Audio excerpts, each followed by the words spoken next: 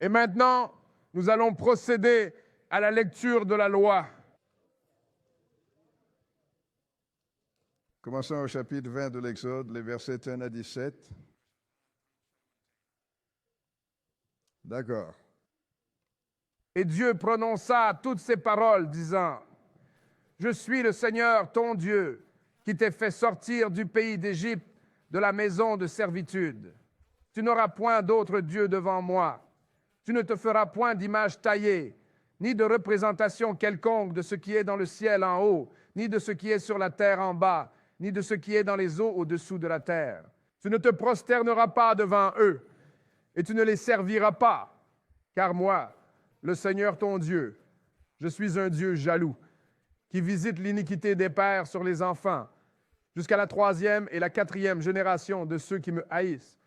Et je fais miséricorde à des milliers de ceux qui m'aiment et gardent mes commandements. Tu ne prendras pas le nom du Seigneur ton Dieu en vain, car le Seigneur ne tiendra pas pour innocent celui qui prend son nom en vain. Souviens-toi du jour du sabbat pour le sanctifier. Pendant 6 jours, tu travailleras et feras tout ton ouvrage. Mais le 7e jour est le sabbat du Seigneur ton Dieu. Ce jour-là, tu ne feras aucun travail. Ni toi, ni ton fils, ni ta fille, ni ton serviteur, ni ta servante, ni ton bétail, ni l'étranger qui est dans tes portes. Car en 6 jours, le Seigneur a fait le ciel et la terre, la mer et tout ce qui s'y trouve. Et il s'est reposé le 7e jour. C'est pourquoi le Seigneur a béni le jour du sabbat et l'a sanctifié. Honore ton père et ta mère, afin que tes jours soient prolongés sur la terre, que le Seigneur, ton Dieu, te donne. Tu ne tueras point, tu ne commettras point d'adultère, tu ne déroberas point, tu ne porteras point de faux témoignages contre ton prochain, tu ne convoiteras point la maison de ton prochain, tu ne convoiteras point la femme de ton prochain, ni son serviteur, ni sa servante, ni son bœuf, ni son âne, ni rien de ce qui est à ton prochain. » Et continuons avec Ecclésiaste, chapitre 12. Lisez les versets 13 et 14. Écoutons la conclusion de toute cette affaire. Crains Dieu et garde ses commandements, car c'est là tout le devoir de l'homme. Car Dieu amènera toute œuvre en jugement, avec chaque chose secrète, qu'elle soit bonne ou mauvaise. Passons au chapitre 22 de l'Apocalypse. Et nous allons lire les versets 14 et 15. Bénis sont ceux qui font ses commandements, afin qu'ils aient droit à l'arbre de vie, et qu'ils puissent entrer par les portes de la ville. Car dehors sont les chiens, les sorciers, les fornicateurs, les meurtriers, les idolâtres, et quiconque aime et pratique le mensonge. Nous voulons donc remercier le Seigneur pour la lecture de la loi. Comme toujours, il est bon de se tenir devant vous. Vous savez, sœurs et frères, cette leçon que je vais aborder aujourd'hui est intitulée « Les fils de Dieu ». Esprit, spirituel et esprit. La raison pour laquelle j'ai préparé cette leçon, sœurs et frères, par la grâce de Dieu, c'est parce qu'il y a des gens qui parlent des Néphilim, issus de ces livres perdus. Et ce qui se passe, c'est que ces Néphilim sont censés être des enfants entre des anges et des femmes humaines. Alors les anges ne l'ont vraiment pas fait, les anges déchus ont couché avec les femmes et ils inventent ces Néphilim, et ils inventent des géants et toutes ces choses, parce qu'ils ne comprennent pas les Écritures. Mais je vais vous dire quelque chose. Vous voyez, c'est le livre que je prends celui-ci du livre appelé le livre d'Enoch. Vous voyez, les gens ne savent pas que je lis ce genre de choses. Quand vous me parlez d'un livre perdu, je suis en avance sur vous. Vous comprenez? Ouais. Tu ne peux pas être un véritable ministre si tu ne sais pas ce qu'il y a dans tous ces livres dont les gens essaient de parler. Comme je l'ai raconté à propos de l'histoire, je vous ai parlé de quand j'allais au ministère de la prison. Et quelque chose est venu à propos de l'islam Et j'ai précisé, mais j'étais là quand ils ont frappé pour... Malcolm X, le type a dit que c'est-tu de l'islam? Non, as-tu déjà lu le Coran? J'ai dit si, non. Alors comment peux-tu dire quoi que ce soit? J'ai dit, ah, tu as raison. Alors je suis allé m'acheter un Coran et je l'ai lu en entier en une semaine. Et je suis retourné lui apprendre quelque chose qu'il ne savait pas de son propre livre. Donc je n'aime pas, je ne dis jamais quelque chose que je ne peux pas prouver. Mais nous allons regarder juste un peu de cela avant de commencer ce livre. Nous allons regarder le livre d'Enoch. Je veux certaines des choses qui y sont écrites. Je veux que vous les mettiez sur le grand écran. Et nous allons vous montrer ce qui est dit ici, les livres d'Enoch. D'accord, numéro? Vous pouvez toujours lire le numéro 1. Et il arriva, lorsque les enfants des hommes se furent multipliés, qu'en ces jours-là, leur naquirent de belles et charmantes filles. Et les anges, les fils du ciel, les virent et en conçurent du désir. Et ils se dirent l'un à l'autre, venez, choisissons-nous des femmes parmi les enfants des hommes. Allez-y, maintenant, ce sont les anges maintenant. Allez-y et lisez. Et tous ensemble sont allés prendre des épouses pour eux-mêmes, chacun choisissant une pour lui. Et ils ont commencé à aller vers elle et à se souiller par le sexe avec elle. Et les femmes sont devenues enceintes. Et elles ont donné naissance à de grands géants, dont la taille était de 3000 coudées. 3000 coudées équivalent à 4500 pieds. Avez-vous déjà vu quelqu'un d'aussi grand? C'est vraiment grand, n'est-ce pas? Il ne pourrait même pas entrer dans ce bâtiment. C'est exact. D'accord, mais allez-y. Et ils engendrèrent des fils, les Néphilim. Et ils étaient tous dissemblables, et ils se dévoraient les uns les autres. Et les géants tuèrent les Naphius. Et les Naphius tuèrent les Eldoa. Et les Eldoa tuèrent l'humanité. Et un homme tuait un autre. Les géants ont consommé tout le travail et l'effort des hommes. Et quand les hommes ne pouvaient plus les soutenir, les géants se sont retournés contre eux et ont dévoré l'humanité. Eh bien, pourquoi avons-nous laissé des hommes ici? C'est exact. Et pas de géants. Ils ont dit qu'ils les avaient foués, n'est-ce pas? Dévorer l'humanité. Ça n'a pas dit certains d'entre eux, n'est-ce pas? Ça veut dire qu'ils ont mangé tout ça? Qu'est-ce que vous... Je me demande ce que vous êtes. Mais allez-y. Remettez-le là-haut. On n'a pas fini.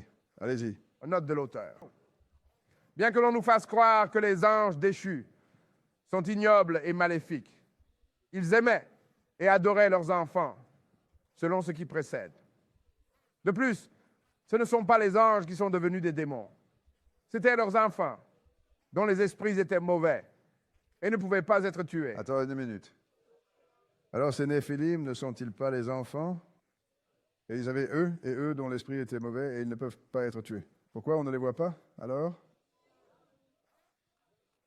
Et je vais te montrer ce que Dieu a dit sur les anges quand il était prêt à détruire l'Égypte. Lis ça, les psaumes là. Psaume 78, verset 49. En envoyant parmi eux des anges malfaisants. Non, je ne l'ai pas lu en entier. Ça aurait dû dire, Dieu a apporté sa colère sur Israël, l'Égypte, et a détruit l'Égypte en envoyant parmi eux des anges mauvais. Alors maintenant, quelqu'un s'est trompé. Ça ne disait pas les enfants des anges. Alors, frères et sœurs, je vous donne juste un aperçu des soi-disant Néphilim. Et si je lisais ce livre, cela aurait empiré de plus en plus. C'est exact. Vous avez un géant de ce côté, comment se fait-il qu'ils n'aient pas trouvé au moins un os? Il a raison. Et il devrait être ici. Et les Néphilim devraient être ici.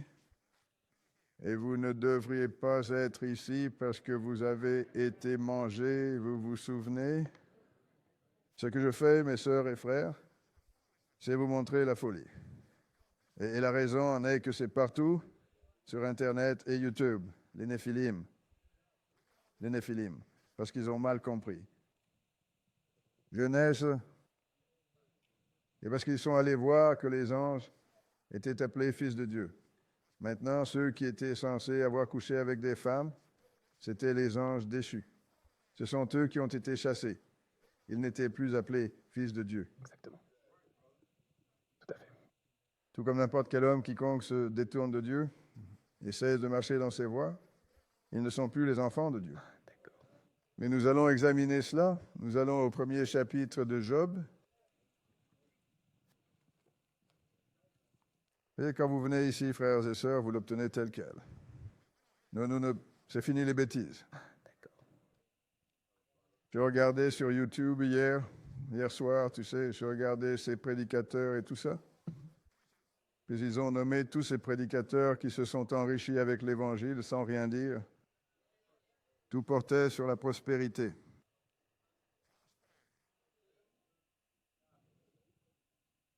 Job chapitre 1, et nous allons lire le verset 6 et 7. Un verset 6, vas-y et lis. Or, il arriva un jour que les fils de Dieu vinrent se présenter devant le Seigneur. Et Satan vint aussi parmi eux. Remarquez comment il a fait une différence. Il y avait un jour où les fils de Dieu sont venus se présenter devant Dieu. Mais Satan est venu aussi. S'il était un fils, pourquoi a-t-il dû être distingué? C'est exact. Parce que le Seigneur l'a déshérité. Il a trouvé de l'iniquité en lui. Lis le verset suivant. Vas-y. Et le Seigneur dit à Satan, « D'où viens-tu » Alors Satan répondit au Seigneur et dit, « De parcourir la terre et d'y marcher çà et là. » Alors maintenant, ces fils de Dieu, ceux-là, nous allons vous montrer combien il y en avait. Parce que Dieu avait ses anges parcourant toute la terre. C'est pourquoi j'ai tous ces anges avec des tâches à accomplir. Alors maintenant, quand ceux-ci sont venus, les dieux sont venus se présenter devant Dieu. Satan devait faire la même chose aussi. Il est toujours un ange. C'est juste un ange déchu. Mais il doit toujours obéir. C'est pourquoi, lorsque le Seigneur a détruit l'Égypte, il a envoyé des anges mauvais parmi eux. Ce sont les anges déchus. Et quand Dieu leur dit de faire quelque chose, ils doivent le faire. Dieu dirige tout. Je me souviens, il y a des années, à Washington Park, j'ai dit que Satan travaillait pour Dieu. Il voulait me lapider. Non, non. Il fait ce que Dieu lui dit de faire. Le nickel y a déjà été trouvé. Alors il va courir partout et essayer de vous persuader, de vous couper. Parce qu'ils disent que la misère aime la compagnie. Mais maintenant, voyons. Jetons un coup d'œil à ces fils de Dieu. Allons dans l'Apocalypse chapitre 4. Je veux que vous les compreniez sous tous leurs noms, car nous voulons comprendre cela, frères et sœurs. Apocalypse chapitre 4. Révélation chapitre 4. Et nous allons...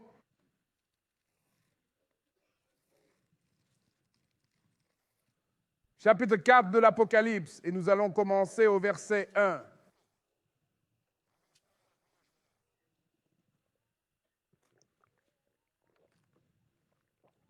D'accord. Allez-y.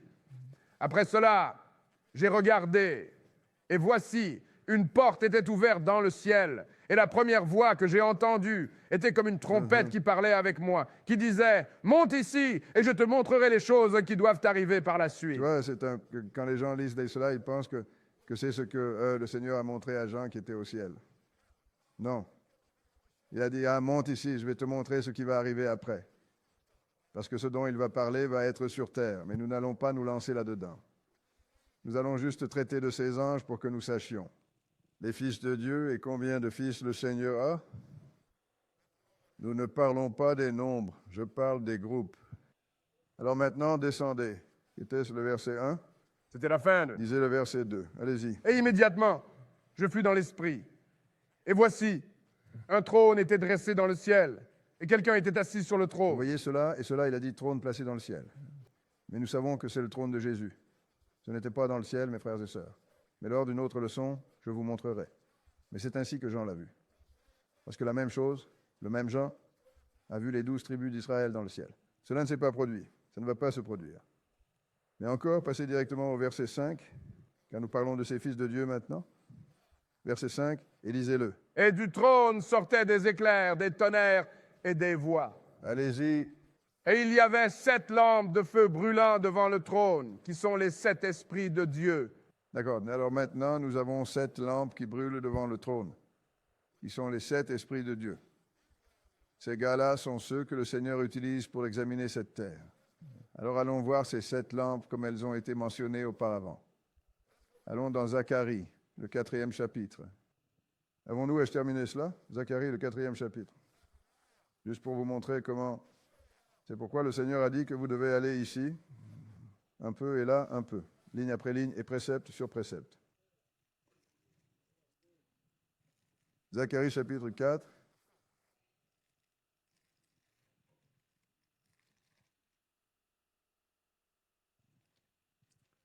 Et nous allons commencer à lire au verset 1, Zacharie chapitre 4. Et nous allons commencer au verset 1. D'accord, lis-le. Et l'ange qui parlait avec moi revint et me réveilla comme un homme qui est réveillé de son sommeil. Et il me dit, que vois-tu? Et je dis, j'ai regardé, et voici un chandelier tout en or, avec un bol sur le dessus, et ses 7 lampes dessus, et 7 tuyaux pour les 7 lampes. Combien de lampes avons-nous donc lu dans l'Apocalypse au 4e chapitre? 1er et 4e chapitre, 7 lampes, 7 lampes. D'accord, passe directement au verset 10 et lis-le. Parce que rappelle-toi, nous n'essayons pas de traiter cela, nous essayons juste d'identifier ces anges, et donc tu les reconnais chaque fois que le Seigneur le montre dans le livre. Parce que si vous ne reconnaissez pas quelque chose, comment pouvez-vous savoir ce que c'est? Passez au verset 10. Maintenant, c'est quand le Seigneur, le temple, c'est quand Zorobabel est celui qui va construire le temple où Jésus sera, qui sera présent quand il viendra. Mais lisez le verset 10. Je vais vous montrer qui d'autre est là. Verset 10, allez-y. Car qui a méprisé le jour des petites choses? Car ils se réjouiront et verront le fil à plomb dans la main de Zorobabel avec ses 7. Allez-y. Ils sont les yeux du Seigneur. Ce sont les yeux du Seigneur, vas-y. Qui parcourent toute la terre. Ça veut dire que ces gars sont partout, ils te surveillent. Pense faire quelque chose, t'en tirer avec quelque chose, tu ne t'en tireras avec rien. Les anges se déplacent comme ça. Donc, priez le Seigneur. Tu vois, c'est tout ce dont j'ai besoin pour garder un œil sur cette terre. Donc, ces 7-là. As-tu fini ça? Qui sont-ils? Oui, alors c'est 10. Relis-le. Car qui a méprisé le jour des petites choses? Car ils se réjouiront et verront le fil à plomb dans la main de Zorobabel avec ces 7-là. Ce sont les yeux du Seigneur qui parcourent toute la terre. Cela vous fait savoir que le Seigneur nous regarde, mes sœurs et frères. Tu vois, quand tu fais des choses, les choses sales que tu fais derrière les murs ou dans la chambre de quelqu'un d'autre, ces anges ont les yeux rivés sur toi. Tu n'échappes à rien. Mais maintenant, passons à l'Apocalypse, 5e chapitre. Apocalypse, chapitre 5. Vous voyez, cet homme ne sait pas que Dieu observe tout. C'est pourquoi, quand tu viens à lui, honnêtement, et qu'il te voit, honnêtement, parfois des choses auraient vraiment pu te nuire. Et tu te demandes comment j'ai échappé à cela? Parce qu'un ange était là. Et ils ont aussi un autre ange qui campe autour de vous. Le Seigneur dirige cette affaire, mes sœurs et frères. Louez le Seigneur pour cela. Apocalypse 5, et nous allons commencer à lire au verset 1. Maintenant, celui qui est assis sur le trône dans ce cas, c'est le Père, mais celui qui va venir prendre le livre de sa main est Jésus. Mais c'est une autre leçon. Nous allons juste montrer ce qui se passe. 5 et 1, d'accord, allez-y. Et j'ai vu dans la main droite de celui qui était assis sur le trône un livre écrit au-dedans et au-dehors, scellé de 7 sceaux. Et j'ai vu un ange puissant proclamant d'une voix forte, qui est digne d'ouvrir le livre et d'en rompre les sceaux? Maintenant, ils veulent savoir qui est digne d'ouvrir le livre. C'est la Bible, mes frères et sœurs. Et de rompre le sceau. Et donc, aucun homme au ciel ou sur terre ou personne d'autre ne pouvait le faire. Mais le lion de la tribu de Juda pouvait le faire. Et donc, qui était-ce? C'est Jésus. Alors, il est venu et a pris le livre. Et voyons ce qu'il avait avec lui. Passez au verset 6. Verset 6, allez-y. Et baissé, je regardais, et voici, au milieu du trône et des 4 bêtes, et au milieu des anciens, se tenait un agneau comme immolé, ayant 7 cornes et 7 yeux, qui sont les 7 esprits de Dieu envoyés par toute la terre. Alors, ce sont les mêmes 7 esprits, n'est-ce pas? Ils sont divins, ils sont définis différemment soudainement, mais c'est pareil, c'est 7 anges. Ce sont les fils de Dieu qui doivent rendre compte. Alors, que sont ces 7 esprits? Allons voir ce que le livre nous dit qu'ils sont. Allons au livre des Hébreux, le premier chapitre. Retournez directement au premier chapitre des Hébreux. Nous allons laisser la Bible nous dire qui ils sont, car je veux que vous compreniez de qui nous parlons lorsque nous entrerons dans le vif du sujet de cette leçon. Hébreux chapitre 1. Hébreux chapitre 1. Et nous allons commencer au verset 6, 1 et 6. D'accord, lis-le.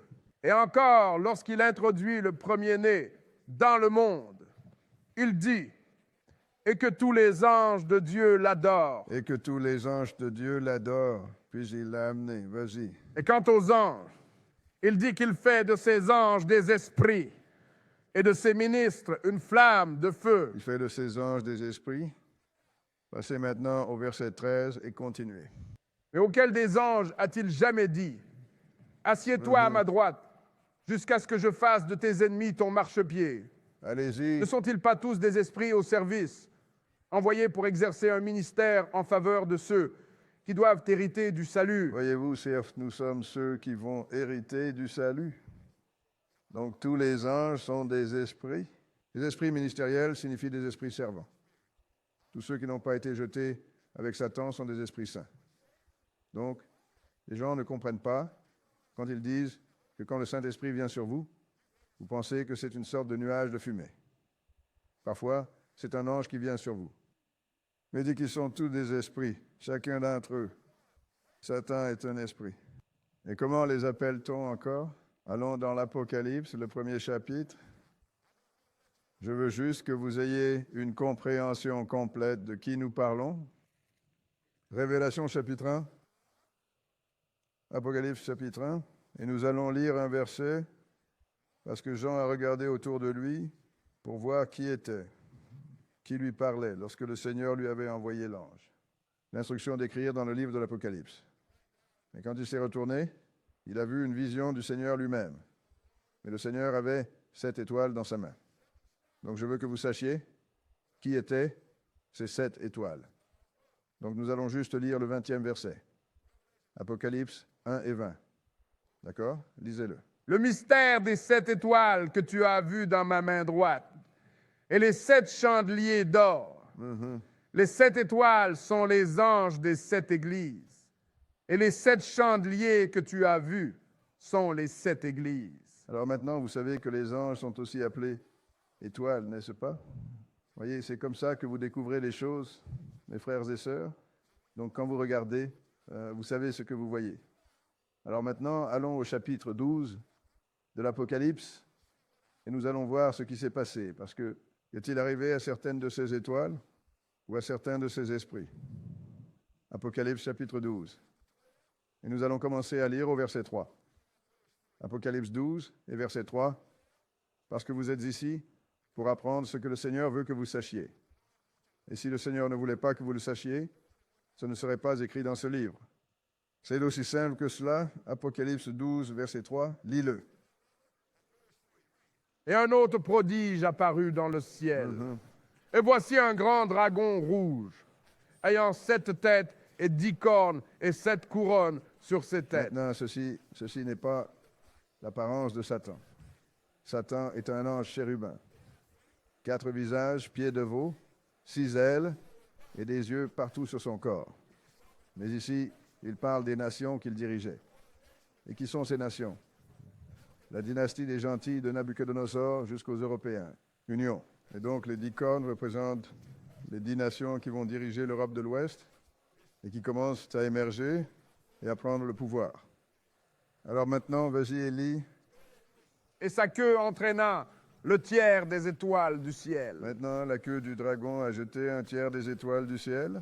Allez-y, lisez, étoiles du ciel, allez-y. Et les précipita sur la terre. Et le dragon se tenait devant la femme qui était prête à accoucher pour dévorer son enfant dès qu'il serait né. Maintenant, cette femme était Israël, et d'Israël est venu Marie. Et de Marie est venu Jésus. Et le dragon essayait de tuer Jésus. Mais nous ne nous intéressons pas à cela. Nous devons comprendre quand il a dit « Sa queue a jeté à travers un tiers du ciel, a entraîné avec lui », les étoiles, frères, qui sont ces étoiles qu'il a apportées et a emmené un tiers avec lui. Amen. Maintenant, pour prouver cela, passez au verset 7. Verset 7, allez-y.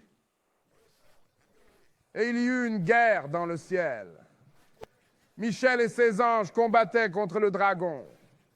Et le dragon combattait et ses anges. Et ils ne prévalurent pas. Et leur place ne fut plus Allez-y. trouvée dans le ciel. Et le grand dragon fut précipité, ce vieux serpent appelé le diable, et Satan, qui trompe le monde entier. Maintenant, savez-vous quel est son nom à ce vieux serpent aussi? Il y avait un serpent dans le jardin d'Éden, sœurs et frères. Satan, le diable, n'était pas un serpent toujours enroulé autour d'un arbre, à chuchoter dans l'oreille de quelqu'un? Allez-y et lisez. Il fut précipité sur la terre. Et ses anges furent précipités avec lui. Alors maintenant, parce que nous avons lu plus haut, nous savons qu'un tiers des anges a été chassé avec Satan. Donc si Satan peut persuader un tiers des êtres immortels de le suivre, vous savez que vous feriez mieux d'être vigilant. Un tiers d'entre eux a été chassé, mes frères et sœurs, et tous ces anges, avant d'être chassés, étaient appelés les fils de Dieu. Allons dans Job chapitre 38. Job chapitre 38. Donc ce que nous faisons, c'est que nous traitons des informations ici. Vous devez savoir à quoi vous avez affaire, ce dont ils sont capables et ce dont ils ne sont pas capables, pour que lorsque vous obtenez un de ces livres perdus, vous sachiez que la personne qui l'a écrit est également perdue. Job chapitre 38. Eh bien, frère, tu ne sais pas tout. J'ai dit, bien sûr que non, mais je sais lire. Quand tu sais lire, alors tu peux lire le mot de celui qui sait tout. Maintenant, quand le Seigneur a invité Satan à Job, et Job dit au Seigneur, vous savez, il a dit, peut-on appeler Job un homme droit? Il a dit, pourquoi pas? Tu as béni sa main et béni sa maison.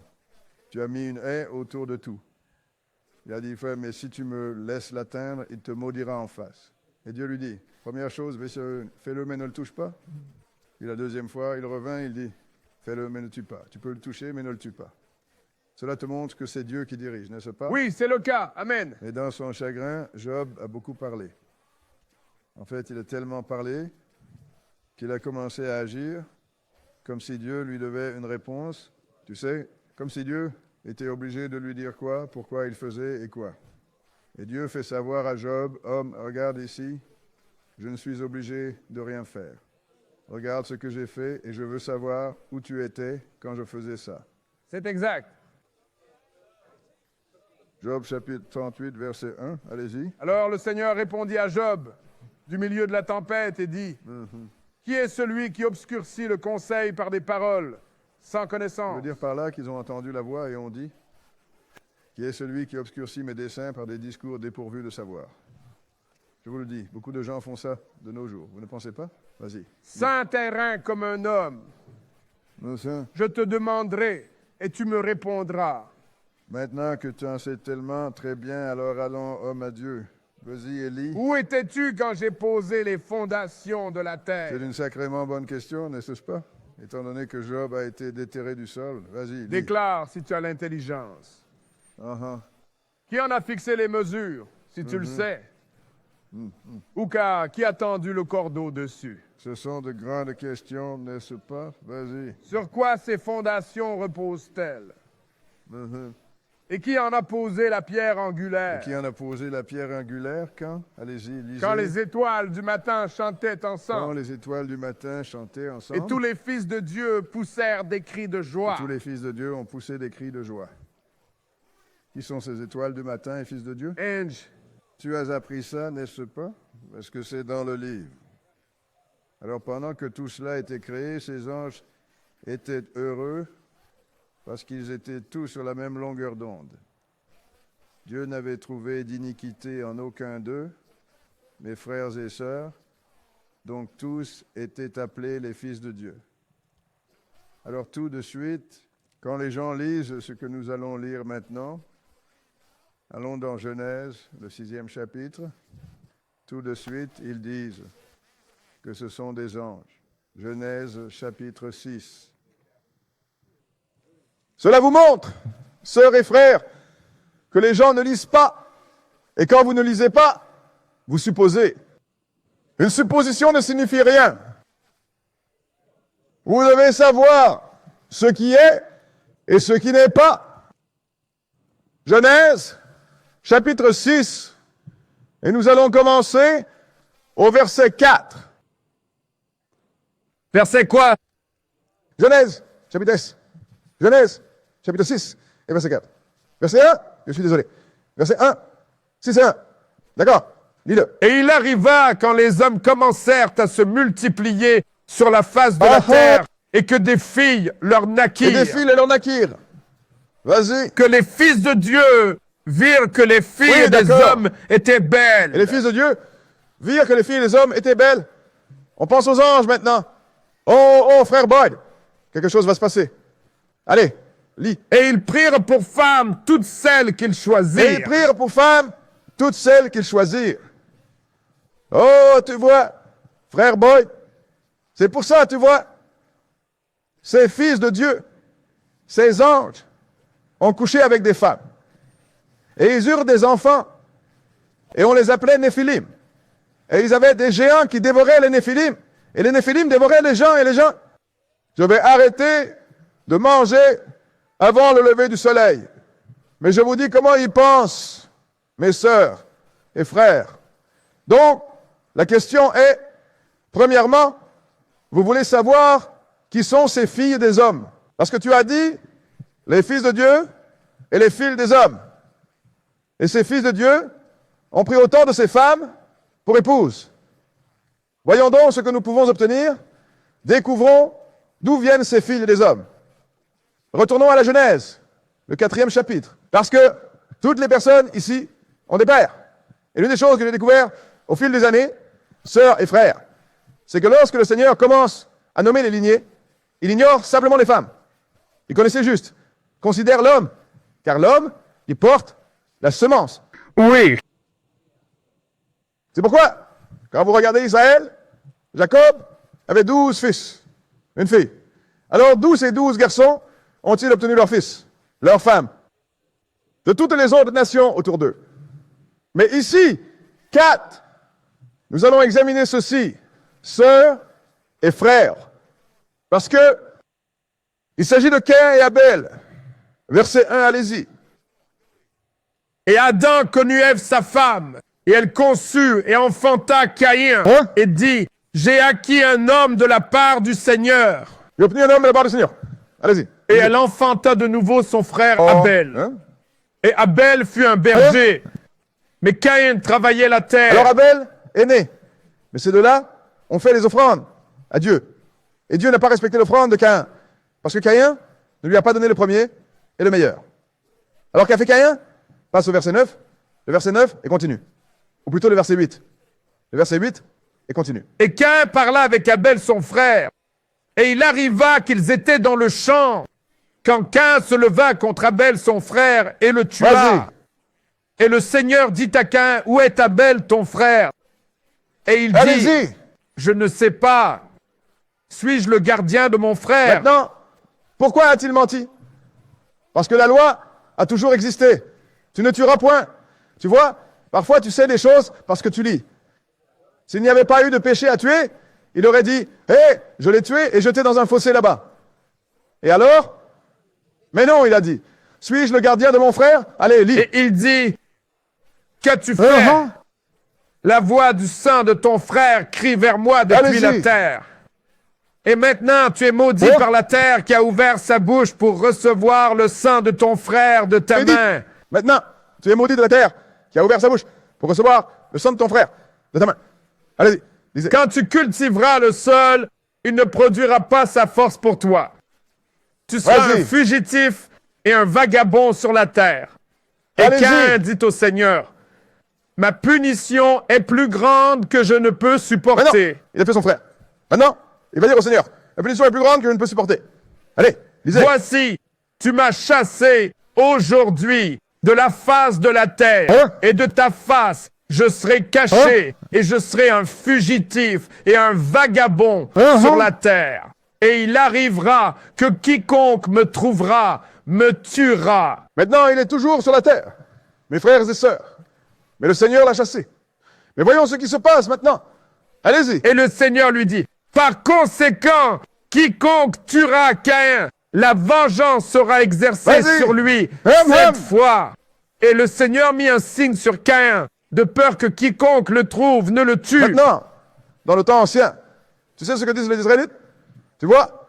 C'est à ce moment-là que le Seigneur a blanchi Caïn. J'ai dit, lis-moi ça. Nous ne savons pas ce qu'est la marque, mais il a mis quelque chose sur lui pour que les gens sachent que c'est Caïn. Si tu le tues, tu vas lui rendre hommage.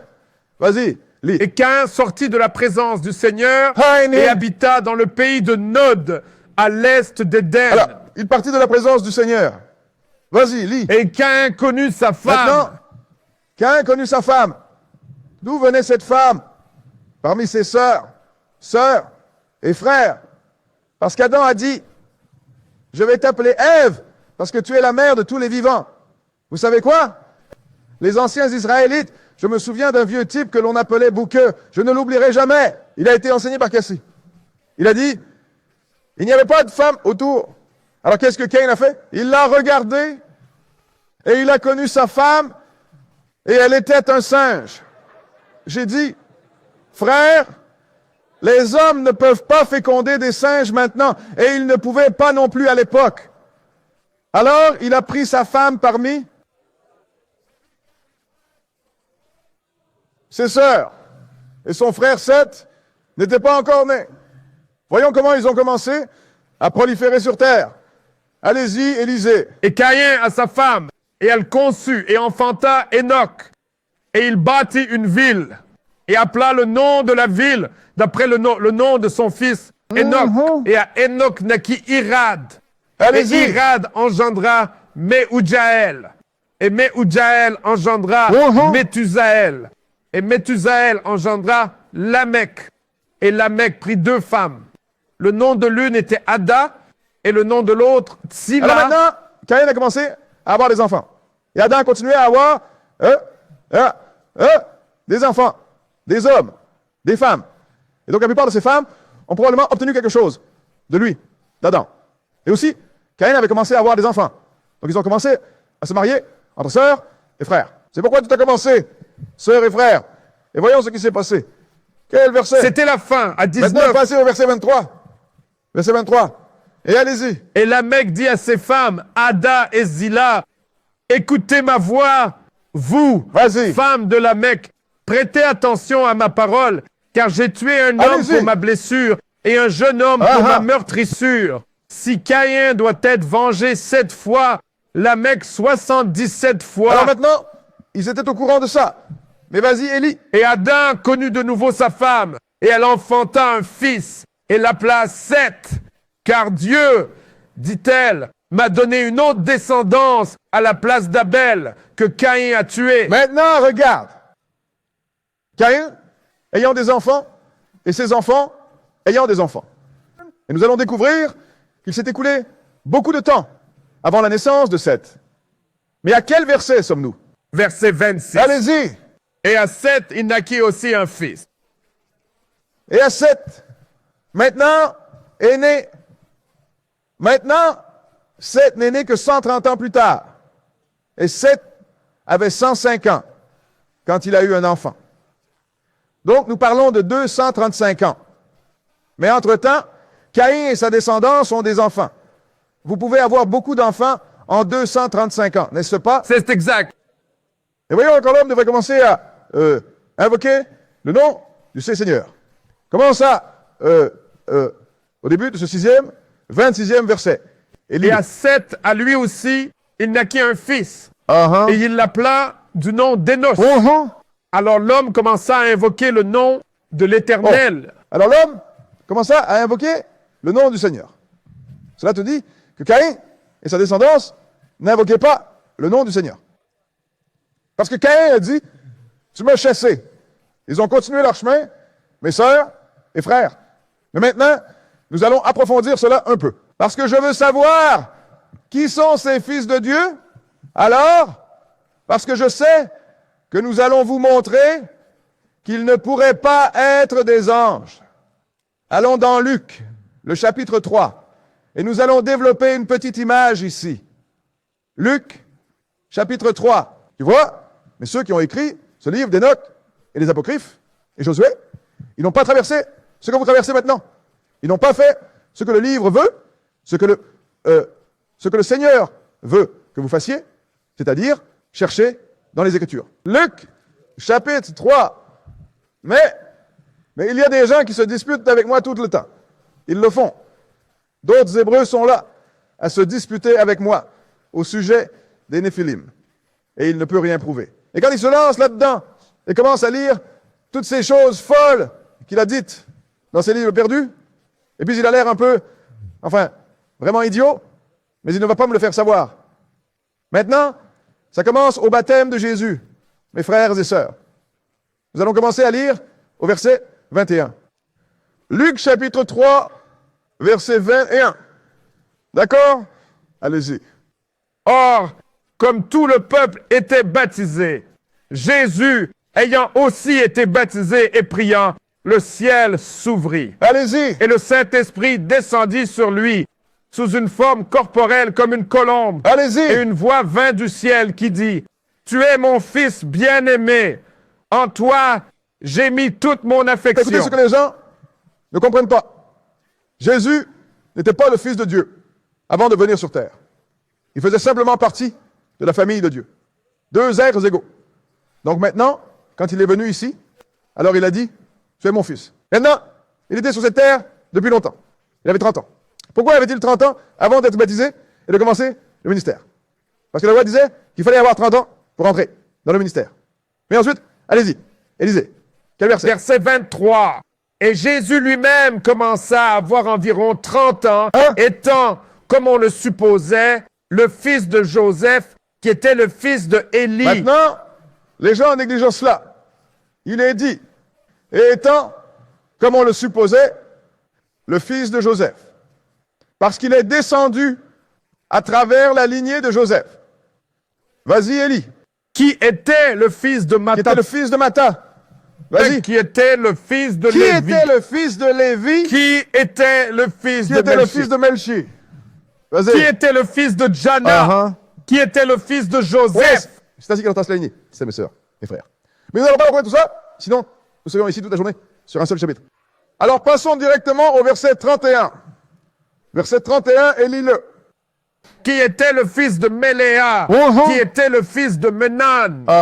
Qui était le fils de Mattati. Allez-y. Qui était le fils de Nathan. Qui était le fils de David. Maintenant, passez au verset 34. Parce qu'on va suivre cette lignée. Vous savez qui est le fils? Qui est le fils? Vous remarquez qu'il n'y a pas de femme mentionnée ici? Il ne pourrait pas avoir de fils sans femme, n'est-ce pas? Mais ce n'est pas mentionné, mes sœurs et frères, parce que toutes ces sœurs que Caïn et Abel avaient n'étaient pas mentionnées, même avant que Seth arrive. Verset, qu'ai-je dit? Verset 34. Lise-le. Qui était le fils de Jacob? Qui était le fils d'Isaac? Qui était le fils d'Abraham? Qui était le fils de Tara? Qui était le fils de Nachor? Maintenant, il continue. Maintenant, passe directement vers au verset 37. Et continue. Attendez une minute. Qui était le fils de Mathusalem? Vous devez bien comprendre cela. Tout le monde le connaît parce qu'il a vécu plus longtemps que quiconque sur cette terre. Personne n'a vécu plus longtemps. Nous n'avons pas besoin que vous gâchiez cela. Oui, monsieur. Qui était le fils de Mathusalem? Vas-y. Qui était le fils d'Enoch? C'est celui qui n'est pas mort. D'accord? Vas-y. Qui était le fils de Jéred? Qui était le fils de Maléel? Ah bon? Qui était le fils de Canaan? Qui était le fils d'Énos? Qui était le fils de Seth? Qui était le fils d'Adam? Qui était le fils de Dieu? Oh! Vous avez remarqué Caïn? Est-ce qu'il a même été mentionné là-dedans? Vous savez pourquoi? Parce qu'il n'était plus un fils de Dieu. Dieu l'a laissé conserver le fils de l'homme, donc ses filles étaient les filles de moi. Vous comprenez? Oui, c'est clair. Il n'était même pas mentionné. Donc, tous les mâles toutes les personnes qui viennent de Dieu, mais seuls les mâles, écoutez, ils étaient tous appelés les fils de Dieu, sœurs et frères. Oui.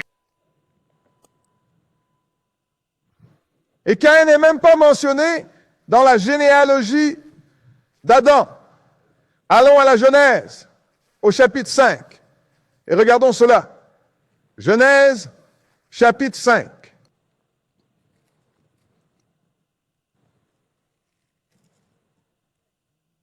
Vous voyez, c'est pour ça que le Seigneur vous dira d'acquérir, vous savez, la sagesse et la connaissance. Mais avec tout ce que vous acquérez, acquérez de la compréhension. Vous devez comprendre ce que vous lisez, ou vous allez vous perdre avec l'un de ces livres que vous allez essayer d'écrire. Genèse 5. Et commençons au verset 1. Genèse 5 et 1. D'accord, vas-y. Ceci est le livre des générations d'Adam. Ceci est le livre de la génération d'Adam. Allez-y. Au jour où Dieu créa l'homme, Hein? à la ressemblance de Dieu, il le fit. Allez-y. Hommes et femmes, il les créa. Allez-y. Et il les bénit et les appela Adam. C'est exact. Parce que c'est Adam qui a donné à la femme son nom. Ève, car il a dit, tu es la mère de tous les vivants. Allez-y. Le Lisez. jour où ils ont été créés, Ah, ah. et Adam vécut 130 Il a vécu ans. 130 ans. Maintenant, il a eu Caïn, Abel, et ensuite, il a eu encore des sœurs, des femmes, car Caïn devait trouver sa femme quelque part. Donc, il a vécu 130 ans et a engendré 7. Allez-y, lisez. Et engendra un fils à sa propre ressemblance, et selon son image, et appela son nom Parce Seth. que 130 ans, c'est l'âge qu'il avait. Vas-y, lis. Et les jours d'Adam, après avoir engendré Seth, furent 800 ans. Et il Allez-y. engendra des filles et des filles. Ici, il dit qu'il engendra des fils et des filles. Mais il avait déjà fait cela depuis le début. Allez-y, et lisez. Et tous les jours qu'Adam vécut furent 930 ans, et il mourut. Ah, ah, vas-y. Et Seth vécut 105 ans, et engendra Oh, oh. Énos. Vas-y. Et Seth vécut après avoir engendré Énos 807 ans, et engendra des fils et des filles. Maintenant, avant d'avoir Énos, il avait vécu 105 ans. 205 ans se sont écoulés avant que Seth ait même un enfant. Garçon, tu pourrais avoir beaucoup de bébés en 235 ans, n'est-ce pas? Alors, et ainsi, tous les jours de Seth, il a vécu. Et il était quoi? Et tous les jours de Seth furent 912 ans, Oh. et il mourut. Maintenant, quelqu'un manque ici. Qui manque? Caïn. Dieu l'a déshérité. Il l'a abandonné et il avait conservé le titre d'homme parce qu'il était un homme.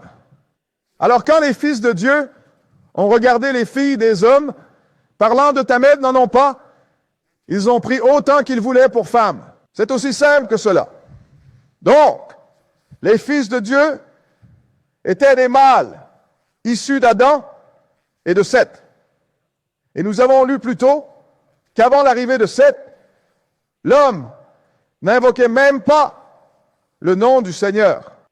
Adam voulait, et Caïn n'était pas intéressé parce qu'il a été chassé, mes frères et sœurs. Alors maintenant, les fils d'Adam et Seth ont épousé certaines des filles de Caïn, mes frères et sœurs. Et les filles, Caïn n'était plus appelé le fils de Dieu. Nous venons de lire, il n'était même pas mentionné parmi eux, n'est-ce pas? Donc maintenant, ni Caïn, ni ses filles ne sont appelées les filles de l'homme. Et je vais vous montrer, quand le Seigneur a vu cela, vous savez, il s'en est préoccupé. Mais nous allons regarder quelque chose ici. Allons dans le chapitre 23 de Matthieu. Nous avons le chapitre 22. Nous allons regarder quelque chose ici. Parce que si ces fils de Dieu étaient des anges, alors peut-être que le Messie nous a donné de mauvaises informations. Vous savez, Jésus, le Messie est un Jésus. Sœurs et frères, au cas où vous seriez nouveaux et ne sauriez pas que Jésus est loin. C'est de là que vient le mot Messie. Matthieu, chapitre 1, 22. Matthieu 22, et nous allons commencer à lire au verset 23. Vous voyez? Parce qu'il y avait deux groupes. Vous aviez les pharisiens qui croyaient en la résurrection. Et vous aviez les sadducéens qui ne croyaient pas en la résurrection. Nous les avons maintenant. C'est exact. Ils sont Faites dehors. attention à certains de ces groupes hébreux, là-bas. Et il y a une chose, deux choses que vous n'entendrez jamais sortir de leur bouche. Salut et résurrection. Faites attention. Même ceux en uniforme, faites attention à ce que je dis. Parce qu'ils sont les sadducéens modernes. Verset 23. Allez-y.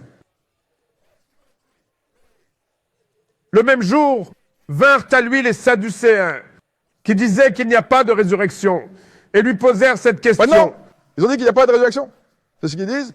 Puis une fois que tu es mort, c'est fini, monsieur. Allez-y. Et puis ils lui demandent, ils disent, allez-y. Et lisez. Maître, Moïse a dit, si un homme meurt sans avoir d'enfant, son frère épousera sa femme et suscitera une descendance pour son frère. Maintenant, c'était une coutume en Israël. J'ai épousé une femme, et je suis mort, et elle n'a pas eu d'enfant de moi. Pas de descendance. Alors mon frère devait l'épouser. Mais maintenant, ils vont présenter un scénario à Jésus. Allez-y, Élisée. Maintenant, il y avait avec nous 7 frères. Et le premier, quand il s'est marié, est décédé. Et n'ayant pas de descendance, a laissé sa femme à son Allez-y. frère. De même pour le deuxième aussi. Alors Donc, maintenant, le premier n'avait pas d'enfant, et il est mort.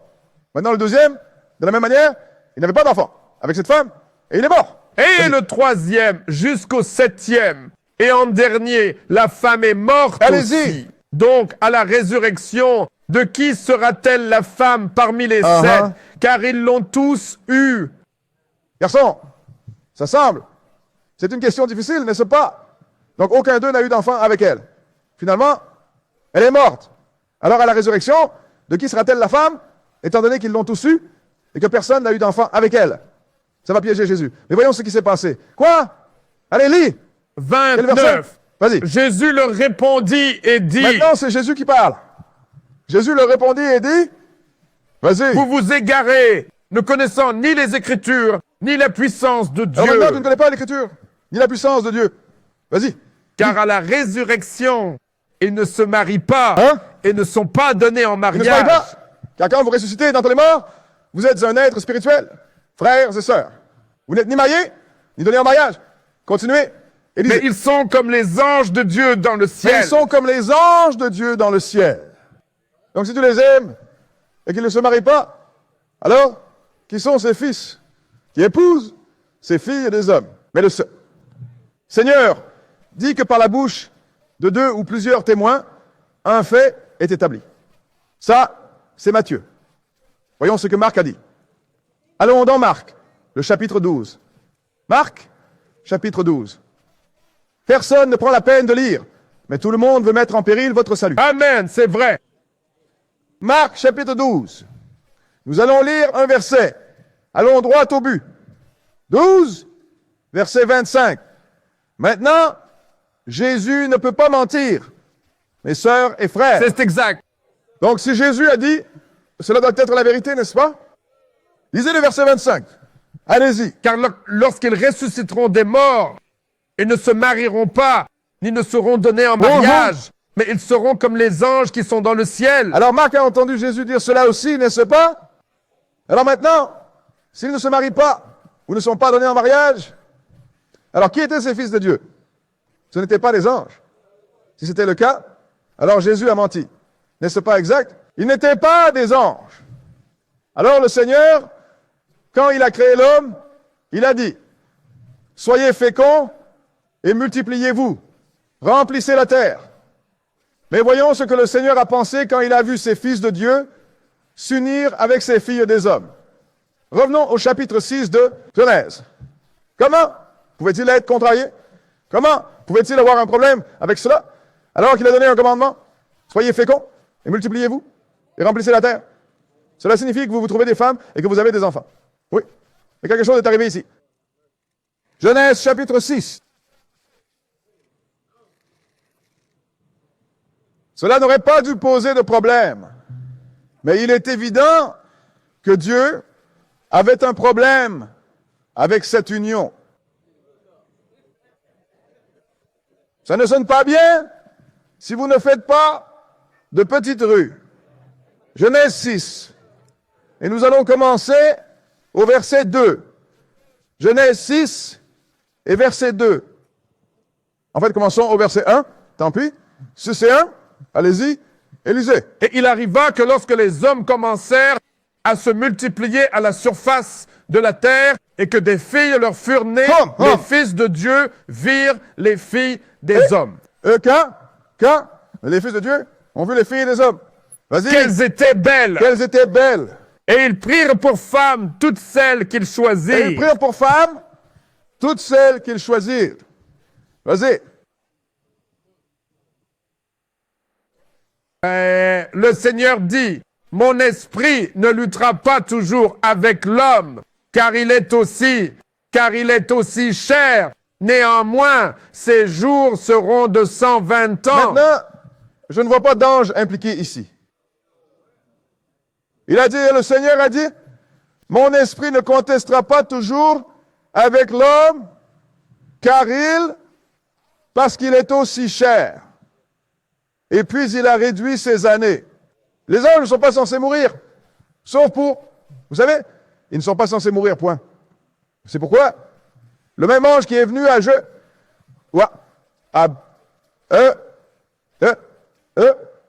Daniel est allé voir Marie. Passez au verset 4. Regardez, lisez le verset 4. Je veux que vous prêtiez attention à cela. Parce que, maintenant, ils disent qu'on va voir si ça parle de ces femmes ayant des géants. Allez-y, et lisez quand elles ont eu une relation avec eux. Verset 4, allez-y. Il y avait des géants sur la terre en ces jours-là. Et aussi après cela, lorsque les fils de Dieu vinrent... Et il y avait des géants sur la terre en ces jours-là. Est-il dit que cette union a donné des géants?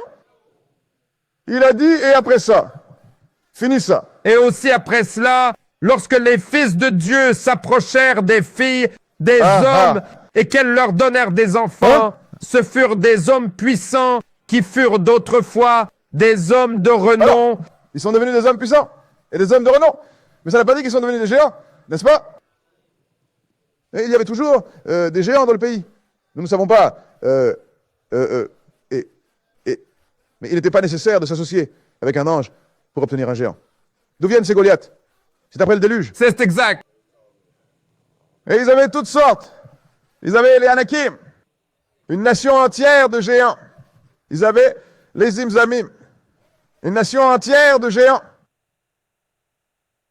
Et les Amoréens, le premier qu'Israël a vaincu en sortant d'Égypte, était un géant. Ils disent que nous ressemblons à des sauterelles à leurs yeux. Mais regardez, c'est de ce côté-ci du déluge, pas de l'autre côté du déluge. D'accord. Allez, garçons. Alors d'où cela vient-il? Parmi les hommes ordinaires, sœurs et frères.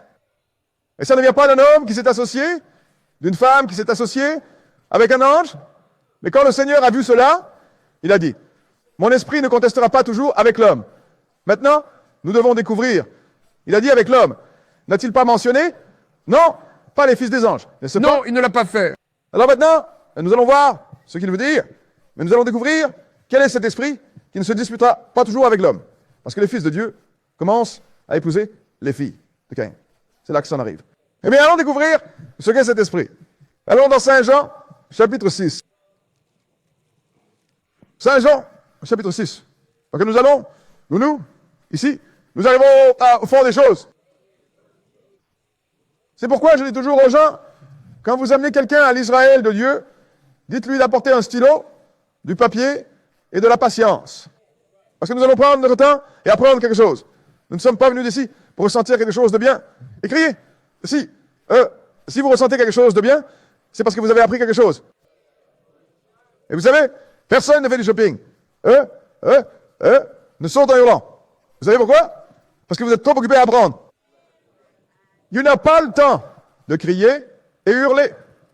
Saint Jean, chapitre 6. Et nous allons commencer à lire au verset 51.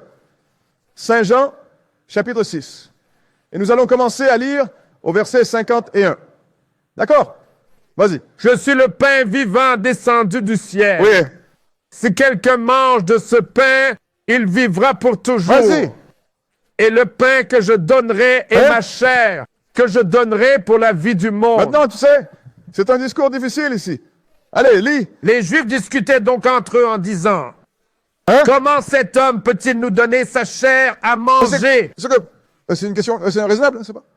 Comment cet homme peut-il nous donner sa chair à manger? Allez-y.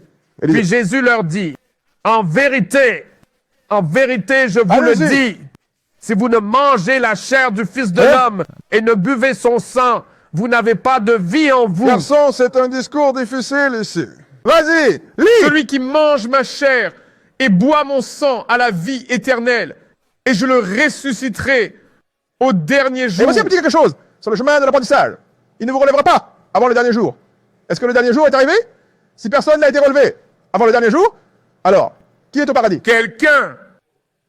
Sur votre chemin, apprenez quelque chose en apprenant quelque chose. Mais sautez au verset 60 parce que ses disciples, les gens qui le suivaient, n'ont pas compris cela.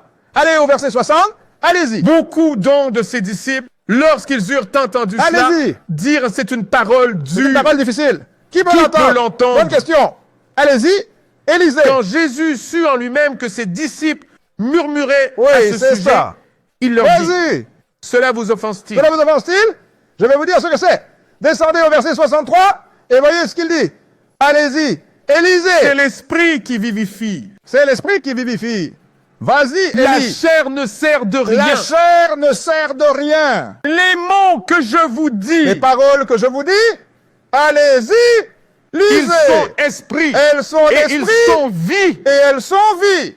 Alors, mes frères et sœurs, Seigneur, quand il a vu que les filles d'Adam et de Seth, les filles de Caïn, il a dit, regardez, ces gens-là ne vont pas garder, ma parole ne va pas toujours s'imposer à ces gars-là. Passez au verset 66 et continuez. À partir de ce moment-là, beaucoup de ses disciples se retirèrent et ne marchèrent plus avec lui. Alors Jésus dit aux 12, « Voulez-vous aussi partir ?» Alors Simon-Pierre lui répondit, « Seigneur, vers qui irons-nous? Tu as les paroles de la vie éternelle. Donc, quand vous les suivez, vers qui irons-nous? Tu as les paroles de la vie éternelle. Sœurs et frères, ce n'est pas les histoires de fantômes que vous avez apprises dans votre église. Quelque chose vous envahira. Ce qui vous mènera à la vie, ils vous disent que vous n'avez pas besoin de le faire. Et c'est garder les lois et commandements de Dieu. Tu as les paroles de la vie éternelle. Jésus a dit que les paroles qu'il prononce sont esprit et vie. Donc, quand le Seigneur dit que mon esprit ne va pas toujours marcher avec l'homme, car il est aussi cher, voyons ce que cela signifie. Cela signifie que sa parole ne va pas marcher avec l'homme. Et si la parole ne le fait pas, si vous ne marchez pas selon sa parole, voyons qui vous êtes. Maintenant, allons dans Romains, chapitre 8. Romains, chapitre 8.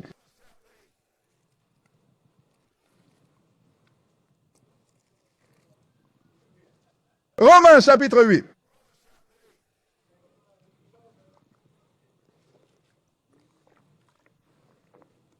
Nous allons lire le verset 1, puis nous allons passer à autre chose. Romains, chapitre 8 et verset 1. 8 et 1. Lis-le. Il n'y a donc maintenant aucune condamnation pour ceux qui sont en Christ Jésus, Continuez. qui ne marchent pas selon la chair, mais selon l'esprit. Maintenant, écoutez, mes frères et sœurs, j'entends beaucoup de prédicateurs dire, tant que vous êtes en Christ, il n'y a pas de condamnation. C'est le reste. Qui marche non selon la chair, mais selon l'esprit. Maintenant, nous devons découvrir comment faire cela. Passez au verset 5. Verset 5, allez-y. Car ceux qui vivent selon la chair s'affectionnent aux choses de la chair. Allez-y. Mais ceux qui vivent selon l'esprit, aux choses de l'esprit. C'est correct. Vas-y. Car la pensée de la chair est la mort, mais la pensée de l'esprit est vie et paix. C'est parler de la vie éternelle. Allez-y. Lisez. Parce que l'esprit charnel est inimitié contre Dieu, Pourquoi est-ce car elle n'est pas soumise à la loi de Dieu, et elle ne peut pas l'être. ainsi, l'esprit charnel, c'est l'esprit de la chair, est en inimitié avec Dieu, parce que ce n'est pas quelque chose. En d'autres termes, c'est hostile à la loi de Dieu. Qu'est-ce qu'on vous enseigne à l'Église? Vous n'êtes pas obligé de garder cette vieille loi. Christ a tout accompli. La loi a été menée à la croix. Que vous disent-ils? Que vous n'avez pas besoin de respecter la loi. Et la loi dit, alors il y a inimitié entre Dieu, car ils n'acceptent pas la loi et ne l'accepteront pas tant qu'ils resteront dans cet état d'esprit. Quel Verset 8. Allez-y. Ceux qui vivent selon la chair ne peuvent pas plaire à Donc si Dieu. vous ne gardez pas les commandements de Dieu, vous êtes selon la chair. Vous ne pouvez pas plaire à Dieu. Allez-y, Élisée. Mais vous n'êtes pas dans la chair, mais dans l'esprit. Vas-y. Si du moins l'Esprit de Dieu habite en vous. Qu'est-ce que Jésus a dit? Être esprit. Monte. Allez-y. Oh, si cette parole du Seigneur habite en vous, allez-y, Élisée. Or, si quelqu'un n'a pas l'Esprit de Christ, il ne lui appartient Si pas. vous n'avez pas sa parole, alors vous n'êtes pas à lui. Caïn ne l'avait pas. Par conséquent, il n'était pas l'un des fils de Dieu. Et les anges déchus ne l'avaient pas parce qu'ils ont été déshérités aussi. N'est-ce pas? C'est pourquoi le Seigneur a dit que lorsque les fils de Dieu se sont présentés devant lui, Satan est venu aussi, car il a été déshérité. Mais qu'est-ce qui fait de vous un fils de Dieu, mes sœurs et mes frères? Sautez jusqu'au verset 14, Élisée 14. Allez-y! Car tous ceux qui sont conduits par l'Esprit Autant de que ceux Dieu, qui sont conduits par l'Esprit de Dieu, alors le Seigneur dit, où est l'Esprit? Allez-y! ils sont les fils de Ils Dieu. sont les fils de Dieu! Maintenant, je comprends pourquoi le Seigneur a dit, quand il a vu les fils de Dieu commencer à épouser les filles des hommes, qui sont les filles de Caïn, il a dit, ma parole, mon esprit, qui est mon monde, ne restera pas toujours avec eux, parce que ces femmes vont leur changer d'avis, mes frères et sœurs. Alors maintenant, si vous êtes guidé par l'Esprit de Dieu, alors vous êtes un fils de Dieu. Cela signifie que vous êtes un fils spirituel, n'est-ce pas? Tant que vous marchez dedans, vous lui appartenez. Mais passons à la première lettre de Jean, le 3e chapitre, et Jean va élaborer un peu sur cela. 1er Jean, chapitre 3. Donc, les gens ne comprennent pas qu'il y a 3 types de fils. Il y a un fils esprit, qui sont les anges, et ensuite il y a un fils spirituel, qui sont les gens qui marchent dans la parole de Dieu. Et nous allons vous montrer l'autre fils avant la fin de cette leçon. 1 Jean, 3e chapitre. Et nous allons commencer à lire au verset 1. Première épître de Jean, 3 et 1. D'accord? Vas-y. Voici de quel amour le Père nous a comblés Vas-y. pour que nous soyons appelés enfants de Dieu. Attendez une minute. Jean était de chair et de sang. Mais il dit qu'ils sont appelés les fils de Dieu, n'est-ce pas? Allez-y. Élisée. Par conséquent, le monde ne nous connaît pas parce qu'il ne l'a pas Il ne connu. nous a pas reconnus parce qu'ils ne connaissent pas le Seigneur. Vas-y. Bien-aimés, nous sommes maintenant les fils de Dieu. Bien-aimés, que sommes-nous maintenant? Nous, les fils Maintenant, de Dieu. nous sommes les fils de Dieu. Qu'est-ce qui fait de nous un fils? Parce que nous marchons dans sa parole. Nous sommes guidés par son esprit, qui est sa parole. Maintenant, nous sommes les fils de Dieu. Allez-y, Élisée. Et il ne paraît pas encore ce que nous serons. Maintenant, même si nous avons une autre étape, mais il y a un autre échelon de fil que nous serons. Alors même si nous sommes les fils de Dieu en ce moment, il n'apparaît toujours pas ce que nous serons. C'est exact. Prédicateur. Amen. Vas-y. Mais nous savons que lorsqu'il apparaîtra, nous serons comme lui, car nous le verrons tel qu'il Mais est. nous savons que lorsqu'il apparaîtra, vous serez comme lui. Vous savez pourquoi? Parce que si vous êtes son fils maintenant, vous allez être des fils et des filles maintenant, vous ferez cette première résurrection. Vous serez juste comme lui. Passez au verset 10. Verset 10 et continuez. En ceci, les enfants de Dieu sont manifestés et les enfants du diable. Maintenant, vous avez 2 groupes. Les enfants de Dieu et les enfants du diable. Allez, Élisée. Quiconque ne pratique pas la justice n'est pas de Dieu. Tu ne pratiques pas la justice, tu n'es pas de Dieu. Caïn a tué son frère. Donc, il n'était pas de Dieu. Mais il était un homme, donc il a conservé un titre. Allez-y, Élisée. Ni celui qui n'aime pas son frère. Oui, Car c'est le message que vous avez entendu dès le commencement, vas-y. que nous devrions nous aimer Vas-y. les uns les autres. Pas comme Caïn qui était Oh, du ce malin. méchant-là, c'est Satan, n'est-ce pas? Donc, il n'est pas le fils de Dieu, il est devenu le fils de Satan. Une fois, tu ne peux pas manger à la table du Seigneur et de celle du diable en même temps. Vas-y, Élie. Et il tua son frère. Et pourquoi l'a-t-il tué? Parce que ses propres œuvres étaient mauvaises et celle de son frère Donc, juste. Caïn a été déshérité, et il avait le titre d'homme, et ses filles issues de lui étaient les filles des hommes. Mais les filles de Dieu, ceux d'entre nous qui marchent dans sa parole, nous sommes comme les fils d'Adam et Seth. Nous sommes ses fils, parce que nous marchons dans sa parole, sœurs et frères. Et quand Jésus est venu, il a fait une déclaration, et ils ont voulu le lapider. Reculons jusqu'à Saint Jean, le 10e chapitre. Saint Jean, chapitre 10. Parce qu'une fois que vous commencerez à comprendre ce livre, vous commencerez à changer votre comportement. Je suis chrétien, mais je continue de tuer, de commettre l'adultère, de forniquer, de mentir sur les gens. Quel genre de chrétien es-tu? C'est exact. Tu n'es même pas un chrétien de beau temps. Saint Jean chapitre 10. Nous allons commencer à lire au verset 23. Saint Jean chapitre 10 et verset 23. D'accord. Vas-y. Et Jésus marchait dans le temple, sous le portique de Vas-y. Salomon. Alors les Juifs l'entourèrent et lui dirent, Allez-y. jusqu'à quand nous tiendras-tu en suspens? Si tu es le Christ, dis-le-nous Si tu ouvertement. es loin, l'un des Messies, dis-le-nous clairement. Vas-y. Dis. Jésus leur répondit, je vous l'ai dit, et vous ne croyez pas. Allez-y. Les œuvres que je fais au nom de mon Père rendent témoignage de moi. C'est ce qui l'a bouleversé. Il a dit, le nom de mon Père. Descendez au verset 30 et continuez. Moi et mon Père, nous sommes un. Oui, c'est ça. Les Juifs prirent. Puis les Juifs prirent de nouveau des pierres pour le Il ne lapider. pouvait pas gérer cela. Vas-y, lis. Jésus leur répondit, Je vous ai montré beaucoup de bonnes œuvres de la part de mon Père. Pour laquelle de ces œuvres me lapidez-vous? allez-y. Les Juifs lui répondirent, disant, ce n'est pas pour une bonne Vas-y. œuvre que nous te lapidons, mais pour blasphème. Et parce que toi, étant un homme, tu te fais Dieu. Maintenant, il a dit qu'il est le Fils de Dieu. Il n'a pas dit qu'il était Dieu. N'est-ce pas? Il a dit, mais toi, étant un homme, tu te fais Dieu. Maintenant, il retourne dans la Genèse, le 1er chapitre. Chaque semence selon son espèce. Tu es ce que ton père est. Mais qu'a dit Jésus? Vas-y, lis. Jésus leur répondit, n'est-il pas écrit dans votre loi? Oui. J'ai dit, vous êtes des N'est-il dieux. pas écrit dans votre loi? J'ai dit, vous êtes Dieu.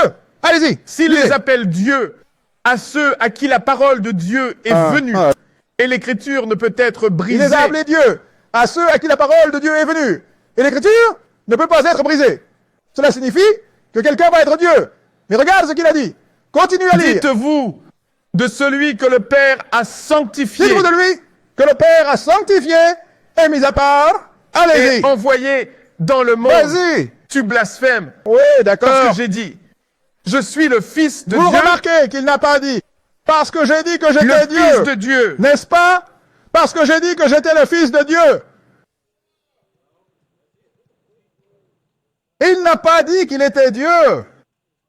Mais il a dit, regarde ce que dit l'Écriture. À ceux, il a dit à l'homme qui parle à l'homme. Vous êtes les fils de Dieu. Retournons et lisons-le. Allons au psaume chapitre 82 et montrons ce que Jésus a cité.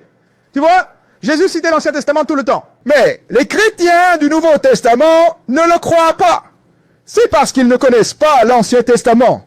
Pourquoi ne connaissent-ils pas l'Ancien Testament? Parce qu'ils sont des chrétiens du Nouveau Testament. Quelqu'un vous a dit que vous n'aviez pas besoin de lire l'Ancien Testament. Alors, quand Jésus cite des prophéties tout le temps, tu n'as aucune idée qu'il cite des prophéties, étant donné que tu ne les as jamais lues. Laissez-moi vous montrer ce que Jésus a cité. Psaume chapitre 82. Psaume 82. Psaume chapitre 82. D'accord, lis. Dieu se tient dans l'assemblée des puissants. Il juge au milieu des Il dieux. juge parmi les dieux. Mais Jésus a dit qu'il appelait Dieu ceux à qui la parole de Dieu est venue. N'est-ce pas? Donc, nous parlons de gens de chair et de sang ici. Dieu vous dit ce que vous serez si vous faites ce que je dis. Allez-y. Mais il pose maintenant la question. Allez-y. Combien de temps jugerez-vous injustement Vas-y. et accepterez-vous les personnes des Et méchants? combien de temps jugerez-vous injustement et ferez-vous exception des personnes des méchants? Vous portez un mauvais jugement. Adam et Ève ont porté un mauvais jugement. Ils ont accepté la personne de Satan plutôt que Dieu, n'est-ce pas? Et à cause de cela, regardez ce qui leur est arrivé. Passez au verset 6. Verset 6. Et continuez. J'ai dit, vous êtes des J'ai dieux. dit, vous êtes des dieux. N'est-ce pas ce que Jésus a dit? Dieu nous a appelés des dieux. Vas-y, Et Élie. vous êtes tous des enfants du Très-Haut. Et vous êtes tous des enfants du Très-Haut. Ils n'étaient pas chairs, ils n'étaient pas esprits, mais ils sont quand même des enfants, car vous pouvez être un enfant spirituel. Mais regardez ce qu'il dit. Allez-y. Mais vous mourrez comme des Et hommes. vous allez mourir comme des Et hommes. tomber comme l'un des princes. Maintenant, nous mourrons, et le prince qui est tombé était Satan et tous ses anges, qui meurent, mes sœurs et frères. Mais il a dit, comme des hommes. Il n'a pas dit, comme des esprits. N'est-ce pas? Il n'a pas dit, comme des fils et des filles. Il a dit, qu'allez-vous faire à mes fils? Et non, vous allez mourir comme des hommes.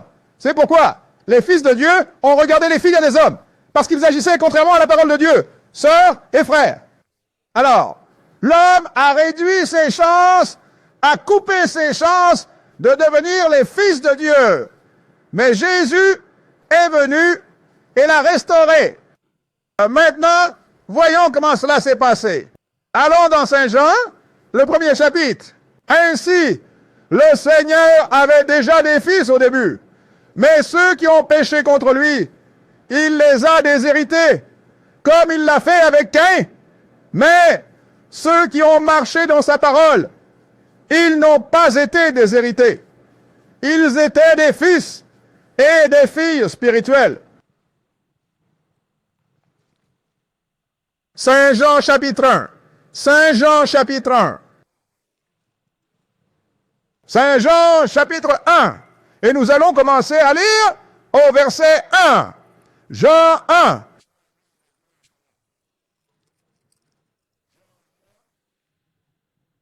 Et verset 1. D'accord. Lis-le. Au commencement était Vas-y. la parole. Et la parole était avec Dieu. Et la parole était Pourquoi Dieu. il ne dit pas, au commencement était la parole, et la parole était avec Dieu, et la parole était le Fils de, et la parole était le Fils de Dieu. Il n'a pas mentionné le Fils, n'est-ce pas? Parce qu'il n'était pas un fils avant de venir dans la chair. Continuez à lire. Le même était au commencement avec Dieu. Allez-y. Toutes choses ont été faites par lui. Et sans lui, rien de ce qui a été fait n'a été fait. Ainsi cela, ainsi cette parole, qui est Dieu également, c'est lui qui a tout créé. Comment le sais-je? Descends au verset 10. Verset 10, et vas-y. Il était dans le monde. Et le monde a été fait par lui. Et le monde ne l'a pas Le Père n'est connu. jamais venu dans la chair. Il n'est pas venu dans le monde. C'est Jésus. Il était dans le monde. Et le monde a été fait par lui. Et le monde ne l'a pas reconnu. Allez-y. Il est lisez. venu chez les siens. Et les siens ne l'ont pas Parce que reçu. Jésus est venu par Israël de la tribu de Juda. Et nous ne l'avons pas reçu. Et ne le recevons toujours pas. Vous ne le savez pas?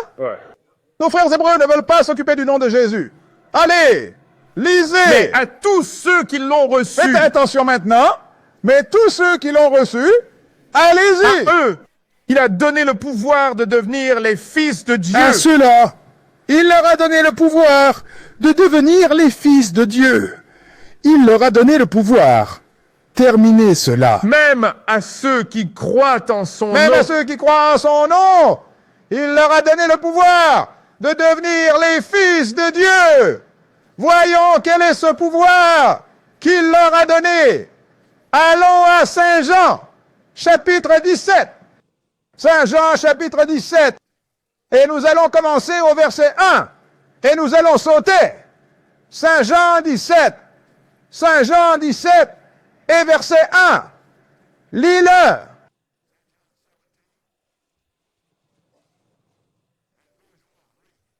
Ces paroles, Jésus les prononça, leva les yeux vers le ciel Allez-y. et dit, Père, l'heure est venue, glorifie ton Fils, afin que ton Fils te glorifie aussi. Il a dit, je veux que tu me glorifies. En d'autres termes, je suis prêt à revenir à ce que j'étais. Passez au verset 5 et continuez. Et maintenant, ô Père, glorifie-moi auprès de toi-même, de la gloire que j'avais auprès de toi, avant que le monde fût. Voyez, cela signifie qu'il était là avant, n'est-ce pas? Parce qu'il l'a créé. Le Père lui a simplement ordonné.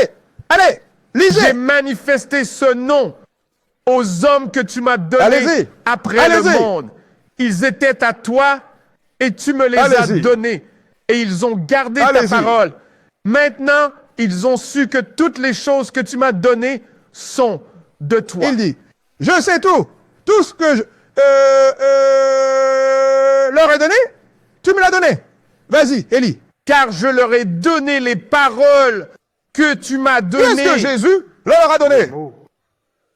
Ce n'est même pas, c'est tout ce qu'il leur a donné.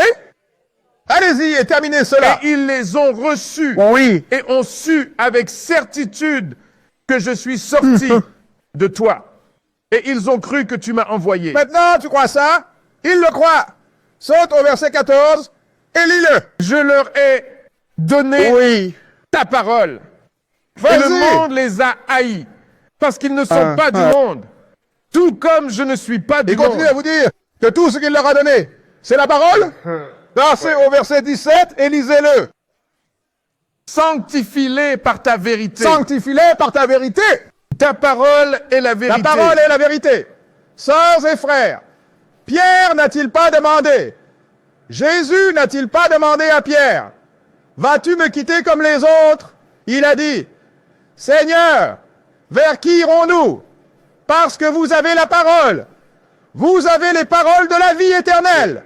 Exactement. C'est ce mot qui va vous donner la vie éternelle. Amen. Amen. Quand l'homme a demandé à Jésus, bon maître, que dois-je faire pour obtenir le salut? Il a dit, pourquoi m'appelles-tu bon? Personne n'est bon sauf Dieu. Mais si tu veux entrer dans la vie, garde tes commandements. C'est ça.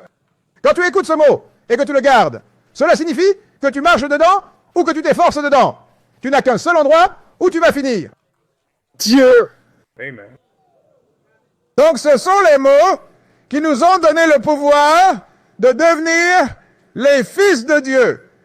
Si nous marchons dans cette parole, alors sûrement nous serons Dieu, les enfants de Dieu. Passons à Romains 8. Voyez, parce qu'il y a les fils spirituels qui sont des anges, ils sont maintenant les fils et filles spirituels. C'est nous, parce que nous sommes guidés par cette parole de Dieu. Maintenant, retournons au chapitre 8 de Romains. Parce que tout, si tu veux devenir Dieu, tout ce que tu as à faire, c'est découvrir ce qu'il veut que tu fasses et le faire. Et ce n'est pas difficile. Qu'est-ce qu'il y a de difficile à s'abstenir de voler, tuer, commettre l'adultère avec le conjoint de quelqu'un d'autre, mentir sur quelqu'un, convoiter ce que possède ton voisin, quoi qu'il est, à quel point, tu sais, ça ne devrait pas être difficile à faire. Dieu ne te donne pas quelque chose que tu dois faire. Tout ce qu'il dit, c'est juste rester tranquille et ne pas le faire. C'est plus facile de ne pas faire que de faire. Donc il te donne les choses à ne pas faire. Tu ne feras pas. Il a rendu ça facile, n'est-ce pas? Exactement. Mais les gens ne voient pas la simplicité du Christ, frères et sœurs. Il a rendu cela facile. Et c'est trop facile. Je ne peux pas croire que tout ce que je dois faire, c'est être, garder sa parole. Il m'a donné le pouvoir de devenir fils de Dieu.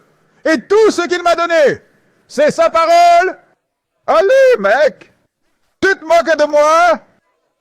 Si tu es embabiné, c'est le livre qui le fait. Romains 8, nous allons commencer à lire au verset 14, puis nous allons continuer un peu plus loin. Romains 8 et 14. Parce que, sœurs et frères, je veux que vous compreniez cela. Cette leçon n'est pas difficile. Tout ce que vous avez à faire, c'est l'écouter.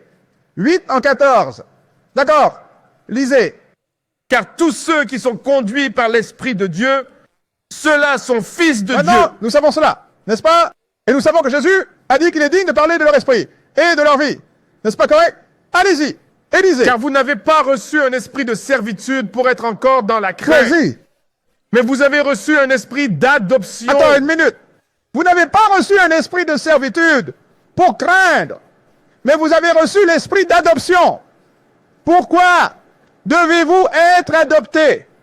Parce que les êtres spirituels ne peuvent pas avoir d'enfants. Dieu est un esprit. Tous les anges sont des esprits. Cela signifie que les anges ne peuvent pas vivre avec une femme et avoir des enfants. N'est-ce pas correct? C'est exact. Les personnes qui ne peuvent pas avoir d'enfants et qui en veulent un, elles doivent adopter. Alors, il vous a donné l'esprit d'adoption. Quel verset? Romains 15, Vas-y. par lequel nous crions Abba, Père. Maintenant, nous crierons Abba. Abba signifie Père. Vas-y. L'Esprit lui-même témoigne avec notre esprit Allez-y. que nous sommes les enfants de Dieu. Allez-y. Maintenant, tous ce sont des gens de chair et de sang qui parlent d'ici. Les Romains, ici. L'Esprit lui-même témoigne avec notre esprit. En d'autres termes, la parole écrite dans la prophétie témoigne de la parole que nous disons en ce moment. Que nous sommes les enfants de Dieu. Parce qu'ils ont marché dans son chemin. Même s'ils n'étaient pas esprits, mais ils étaient spirituels. Allez-y. Élisée. Et si enfant, alors héritier, héritier Vas-y. de Dieu et co-héritier Comment avec Christ. peux-tu être cohéritier avec Christ et lui être immortel? Et pas toi? Mais toute la chose dit que nous deviendrons héritiers avec Christ. Vas-y et lis. Si toutefois nous souffrons avec Il lui, y a ce grand mot. Si c'est le cas, vous devez faire cette chose, mes sœurs et frères. Continuez.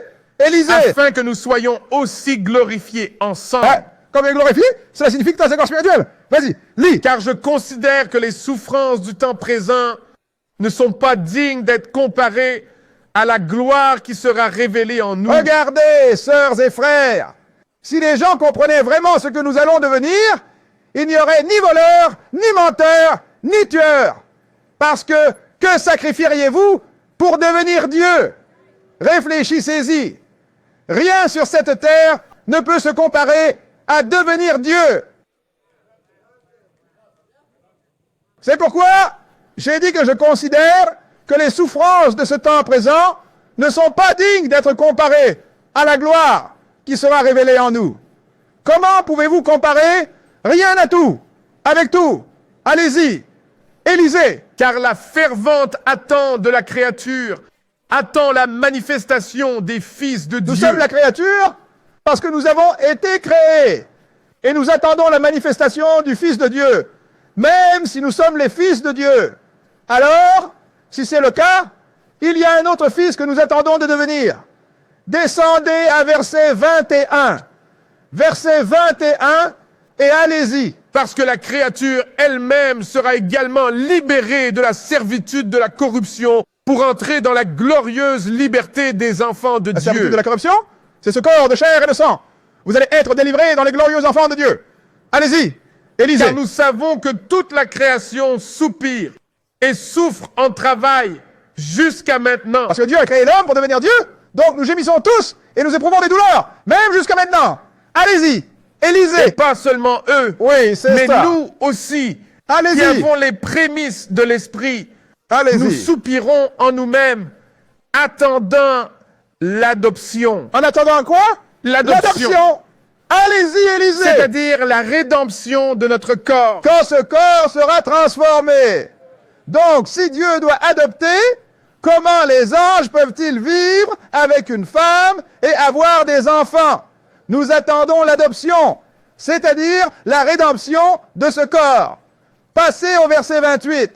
Verset 28, allez-y. Et nous savons que toute chose concourt au bien de ceux qui aiment C'est vrai ce Dieu, qu'il a dit. Si vous m'aimez, gardez mes commandements. à Allez-y. ceux qui sont appelés selon son dessein. Maintenant, quel est son but? Qu'il veut être juste comme lui. Vas-y, Élie. Car ceux qu'il a connus d'avance, il les a aussi prédestinés. Ceux qu'il a connus d'avance sont ceux qui le connaissaient et marchaient dans sa parole. Il vous connaissait, alors il a prédestiné, mais cette prédestination était dès la fondation du monde. Pour eux qu'il a aussi connus d'avance, il a aussi prédestiné. Allez-y et lisez. Être conforme à l'image de son Fils, Allez-y. afin qu'il soit le premier-né parmi plusieurs Donc, frères. nous sommes prédestinés à devenir l'image de Jésus, car il est le premier-né de nombreux frères et sœurs. Alors, la question à poser est, quand Jésus est-il devenu le Fils de Dieu? Nous savons qu'il ne peut pas mentir. Il était le Fils de Dieu quand il était dans son corps de chair et de sang, parce qu'il vous a dit qu'il était le Fils de Dieu. Mais alors, il y a un autre Fils que nous devons devenir si nous avons l'intention de vivre éternellement comme Dieu le voulait. Alors, faisons un retour en arrière, parce que Jésus est le capitaine de notre salut.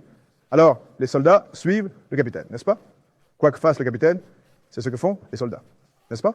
C'est Jésus exact. est le capitaine, et nous sommes les soldats. D'accord, c'est ça. Alors maintenant, découvrons ce qu'il est devenu, le Fils de Dieu, au-delà de votre Fils spirituel. Revenons à Romains, le premier chapitre. Romains, chapitre 1. Ce n'est pas difficile, mes sœurs et frères. Tout ce que nous devons faire, c'est lire le livre. Chapitre 1 de Romains, et nous allons commencer à lire au verset 1. Chapitre 1 de Romains et verset 1. D'accord. Vas-y. Paul, serviteur de Jésus-Christ, appelé à être apôtre, mis à part pour l'évangile de Dieu, qu'il Allez-y. avait promis auparavant par ses prophètes dans les Saintes Écritures, Parce que les prophètes ont déjà tout dit. Allez-y et lisez. concernant son Fils, Jésus-Christ notre Seigneur, Concernant son Fils, Jésus-Christ, notre Seigneur. Vas-y et qui lis. était né de la lignée de David selon la Qui chair, a été fait de la semence de David selon la chair. Allez-y. et déclaré être le Fils de Dieu avec Et puissance, faites attention. Et déclaré Fils de Dieu avec puissance. Quand Jésus est sorti de ce tombeau et a parlé aux apôtres, n'a-t-il pas dit « Tout pouvoir m'a été donné au ciel et sur la terre ». Donc, il a été déclaré Fils de Dieu avec puissance. À quel moment? Allez-y. selon l'esprit de sainteté par la résurrection des morts. C'est alors qu'il est devenu le Fils de Dieu. Fils spirituel. Il avait le pouvoir. Tout pouvoir était entre ses mains, sœurs et frères. Il était déjà le Fils de Dieu parce qu'il était guidé par l'Esprit du Père. Vous comprenez? Mais quand il est mort et ressuscité, il était le Fils de Dieu avec puissance. Il ne pouvait plus mourir. En d'autres termes, il est né de nouveau. Il est né dans la famille des hommes une fois. Et quand il est né dans la famille de Dieu, il est né de nouveau. Vous savez, vous n'utilisez le mot de nouveau que lorsque vous avez fait quelque chose, que vous l'avez fait auparavant.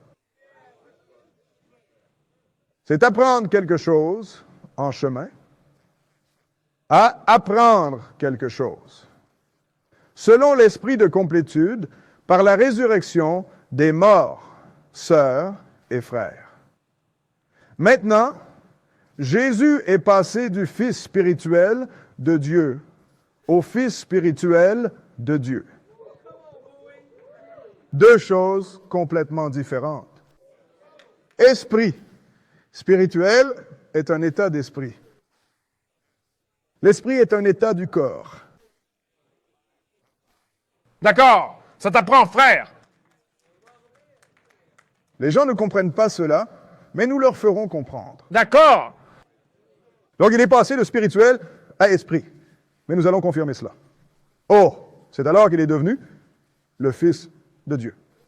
Mais regardons Actes, le 13e chapitre. Actes, chapitre 13. Parce que le Seigneur a dit, par la bouche de 2 ou plusieurs témoins, un fait est établi. Maintenant, nous traitons de faits ici.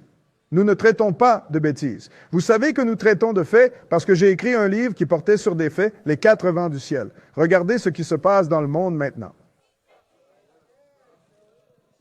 Ces 10 orteils, qui sont ces 10 cornes, comptaient sur l'Amérique pour l'armée et tout le reste. Mais quand M. Intelligent est devenu président pour la première fois, tout à coup, pour la première fois, l'Union européenne a dit « Attendez une minute, nous devons nous défendre. C'est ça. » Alors, quand ce monsieur est devenu leader la deuxième fois, il s'était déjà galvanisé. Et ne savez-vous pas qu'il se bat avec eux? Mais le fait est, mes frères et sœurs, qu'il ne peut y avoir qu'un seul leader en Occident, avant que le Seigneur vienne. Et le Seigneur l'a choisi. Il a dit, ses 10 orteils, dans le 7e chapitre de Daniel. Et il a dit, dans les jours de ces 10, le Dieu du ciel établira un royaume. Nous regardons ces 10, mes sœurs et frères. Je sais où nous sommes. Parce que j'ai écrit un livre à ce sujet. Alors, maintenant,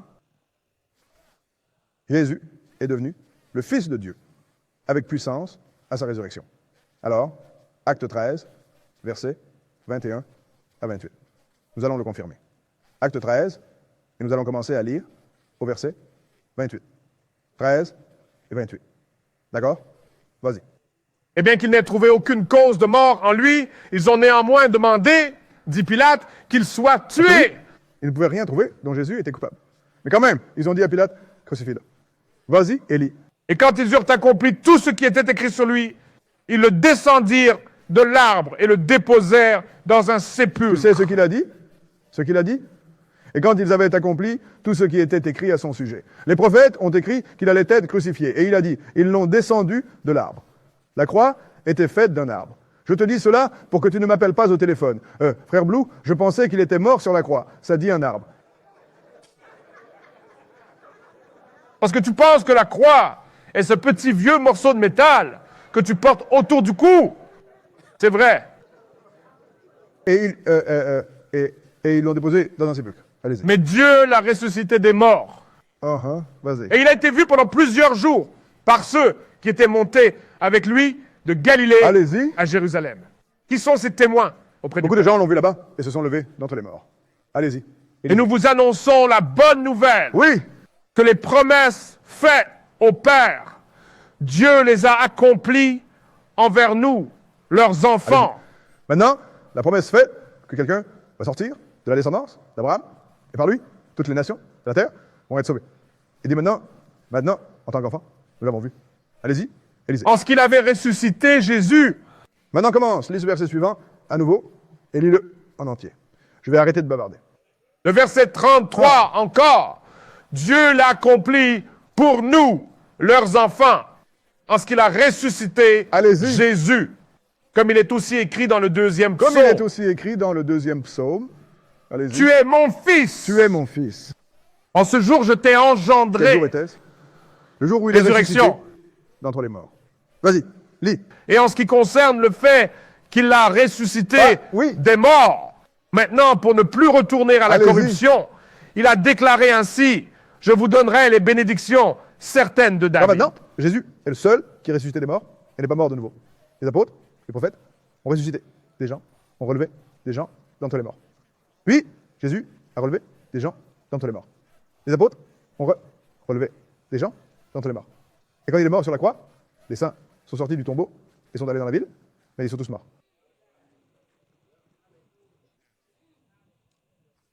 Donc Jésus est le seul à être ressuscité des morts dans la famille de Dieu, et il n'est pas mort.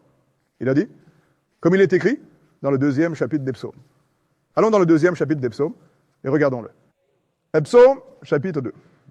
Donc la prochaine fois que vous lisez cela à vous-même, vous saurez exactement ce qui se passe lorsque cette déclaration est faite. Vous voyez, il est bon, mes frères et sœurs, de lire ce livre et de savoir ce que vous lisez. C'est une bonne chose. Tu n'es pas en train de te dire « je me demande ce que ça signifie ». Ça ressemble à « mais je ne sais pas à quoi ça ressemble ». Psaume chapitre 2. Psaume chapitre 2. Et nous allons commencer la lecture au verset 1. Psaume chapitre 2 et verset 1. 2 et 1. D'accord, vas-y. Pourquoi les païens se déchaînent-ils? Et pourquoi les gens imaginent-ils une chose vaine? Elles s'agitent, elles imaginent une chose vaine, parce qu'elles pensent qu'elles peuvent échapper à Dieu. Allez-y. Les rois de la terre se dressent, et les dirigeants se concertent ensemble contre le Seigneur et contre ses saints loin. Brisons leurs liens en morceaux et rejetons leurs cordes loin de nous. Maintenant, mes sœurs et mes frères, et toutes ces nations, essaient de se détourner du Seigneur. Mais nous n'allons pas parler de ce qu'il va leur faire. Nous ferons cela dans une autre leçon. Mais regardez ce que le Seigneur a dit concernant son Fils. Sautez au verset 6 et lisez-le. Pourtant, j'ai établi mon roi sur ma sainte colline de Sion. Non, il va établir son roi sur sa sainte colline de Sion. Où est-ce? À Jérusalem? Pas au ciel maintenant. Et regardez ce que ce roi a dit. Allez-y. Élisez. Je proclamerai le décret. Je vais déclarer le Le décret. Seigneur m'a dit, Le Seigneur m'a dit, tu es mon fils. tu es mon fils. Ce jour, je t'ai En engendré. ce jour, je t'ai engendré. Quel jour était-ce? Tu le sais, n'est-ce pas? Oui, monsieur. D'accord. Alors Jésus est passé de fils spirituel de Dieu à fils esprit de Dieu, mes sœurs et frères. Et il a fait cela. Et il était le premier-né, mes frères et sœurs, de beaucoup de frères. Allons dans Colossiens, le premier chapitre. Parce que nous établissons cela jusqu'à l'os, sœurs et frères. La prochaine fois que quelqu'un vient vous parler des Néphilim, vous savez, vous dites, vous avez du temps? Sortez votre Bible et vos notes et donnez-leur une leçon, car ils ont besoin d'une sérieuse éducation.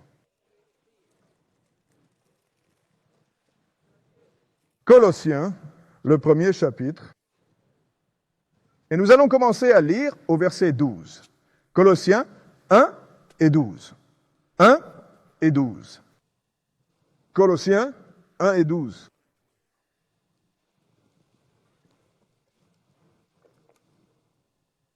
D'accord? Vas-y. Rendons grâce au Père qui nous a rendus capables de participer à l'héritage des saints dans la lumière. Maintenant, nous sommes héritiers des saints dans la lumière. Cela signifie que tu vas être Dieu. Vas-y, Élie. Qui nous a délivrés du pouvoir des ténèbres et nous a transportés dans le royaume de son Fils Parce que bien-aimé. nous pouvons le voir. Nous savons où nous allons maintenant. Nous savons, frères et sœurs. Continuez, Élisée. En qui nous avons la rédemption par son sang, même le pardon des Allez-y. péchés, qui est l'image du Dieu invisible, le premier-né de toute créature. Premier-né de toute créature. C'est pourquoi les témoins de Jéhovah disent que Jésus a été créé en premier et ensuite il a créé tout le reste. Et les témoins de Jéhovah ont été fondés par des gentils. Tu entends ça, Hébreu? Ils ont été fondés par des gentils et le Seigneur a dit qu'il a donné sa parole à Israël. C'est vrai. Et ses lois à Jacob. Et il n'a fait cela avec aucune autre nation. D'accord. Paul vous dit dans Romains, le 3e chapitre, les articles de Dieu sont entre les mains d'Israël. D'accord. Il vous a dit dans Romains, le 9e chapitre, à Israël appartiennent les alliances, et la gloire, et la loi, et le don de la loi, et la parole de Dieu. Alors comment va-t-il vous dire quelque chose sur Jésus? Oui, monsieur. Quand vous dites qu'il est le premier-né de toute créature, cela signifie qu'il est le premier homme qui soit jamais ressuscité des morts et n'est pas mort à nouveau. C'est ça. Vous comprenez? Oui, monsieur. Passez maintenant au verset 18 et lisez-le. Verset 18. Allez, allez-y. Et il est la tête du corps. L'Église, il est la tête du corps. L'Église. Qui est le commencement? Qui, au commencement? Le premier-né d'entre les morts. Le premier-né d'entre les morts. Allez-y et lisez. Afin qu'en toute chose, il ait la prééminence. Alors, maintenant, il est le premier-né d'entre les morts. Il est le premier à être passé de l'homme à Dieu. Oui, il était Dieu, mais il est devenu homme. Bien. Parce que le Père a créé un corps pour lui, et il a pris ce corps. Et il est devenu homme. Et il s'est même appelé le Fils de l'homme. N'est-ce pas? Oui. Mais quand il est mort et ressuscité, il n'était plus le Fils de l'homme, il était le Fils de Dieu, parce qu'il était le premier-né parmi plusieurs frères. Beaucoup de frères. Qui sont ses frères? Allons le découvrir. Allons dans Luc, chapitre 20. Luc, chapitre 20. Parce que, sœurs et frères, vous devez savoir ces choses. Oui, vous n'entrerez pas juste, imprudemment, dans le royaume de Dieu. C'est vrai. Et le Seigneur te donnera ta chance de le savoir. C'est vrai. Luc, chapitre 20. Et nous allons commencer au verset 34. Luc, chapitre 20, et verset 34. Parce que nous voulons que vous compreniez cela. Dieu veut que vous le compreniez. Vous devez comprendre cela. D'accord? Verset 34. Allez-y. Et Jésus leur dit, Que est né des misas. Les enfants de ce monde se marient et sont donnés en mariage. Seulement les enfants de ce monde. Continue. Mais ceux qui seront jugés dignes d'obtenir ce monde, et la résurrection des morts, allez-y, ni ne se marient, ni ne sont donnés en mariage, comme les anges. Continue, et lit. Ils ne peuvent plus mourir. Car ils sont égaux aux anges. Parce que les anges ne peuvent plus mourir. Ne peuvent pas mourir. Continue, et lit. Et sont les enfants de Dieu. Et sont les enfants de Dieu. En tant qu'enfants de la résurrection. En tant que quoi? Enfants de la résurrection. Exactement comme Jésus est venu à l'Esprit. Fils de Dieu avec puissance.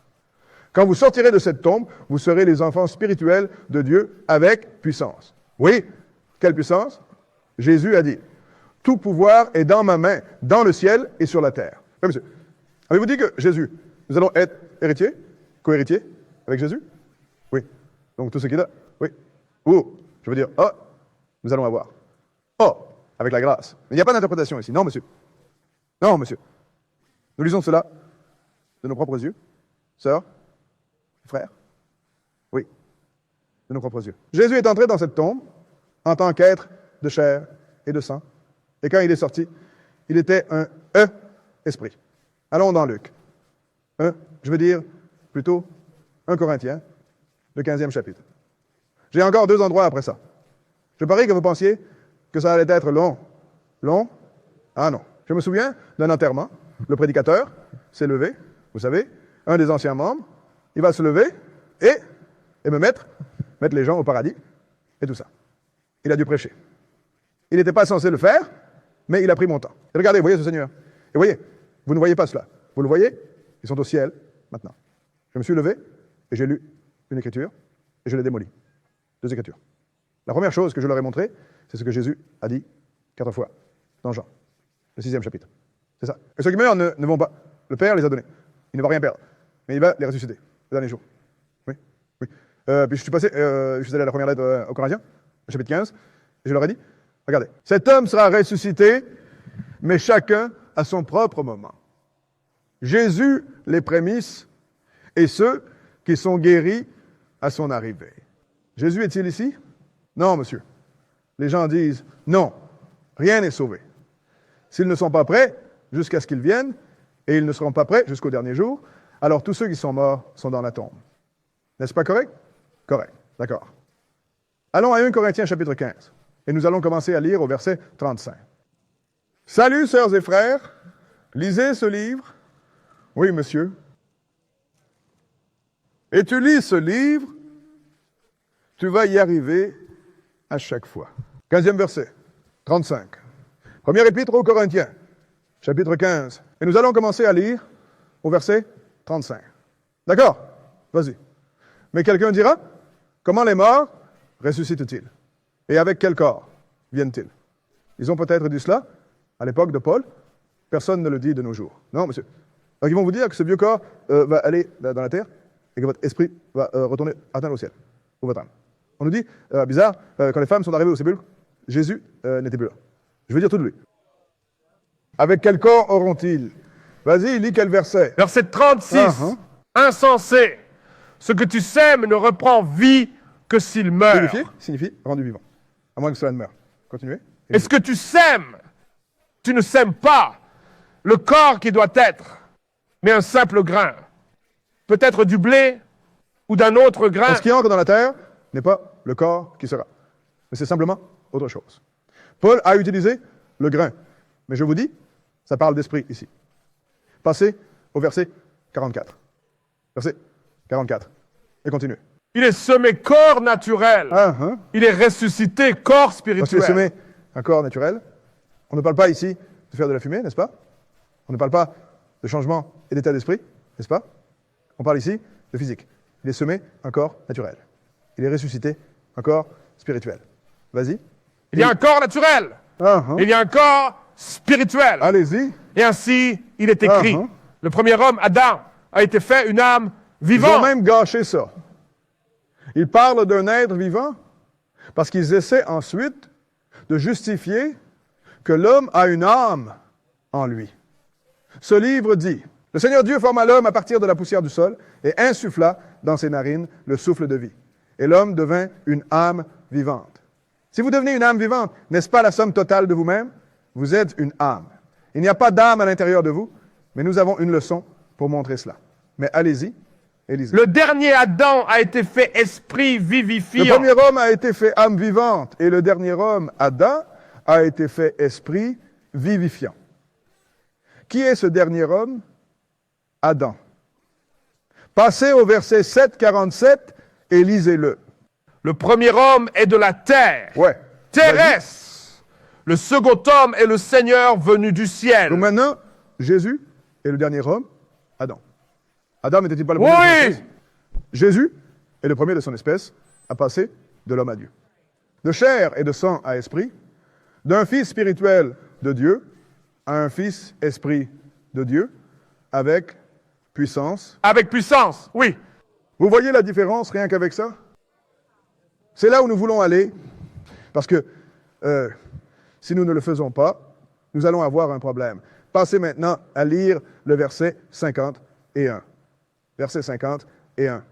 Lisez-le. Voici, je vous montre un mystère. Nous ne dormirons pas tous, mais nous serons tous changés. Maintenant, il y a un message ici, frère. Tout le monde ne va pas mourir, mais tout le monde va être transformé. Tout est absolu. N'est-ce pas correct? Donc, si vous passez de la chair et du sang à l'esprit, vous devez changer. Maintenant, passons à Saint Jean, le 4e chapitre. Parce que le livre a dit cela, nous avons lu cela, qui dit, regarde, nous sommes maintenant les fils de Dieu. Même le monde ne le sait pas, mais nous savons que quand il viendra, nous serons comme lui. N'est-ce pas ce que nous avons lu aujourd'hui? Saint Jean chapitre 4. Et nous allons lire un verset. Verset 24. Saint Jean 4, verset 24.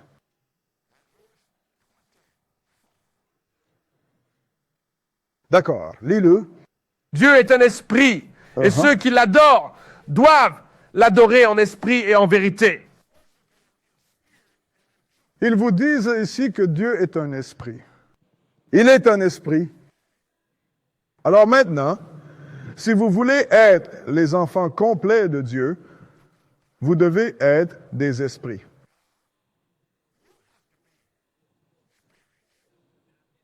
Pourquoi? Allons dans Hébreux, le 12e chapitre. Hébreux, chapitre 12.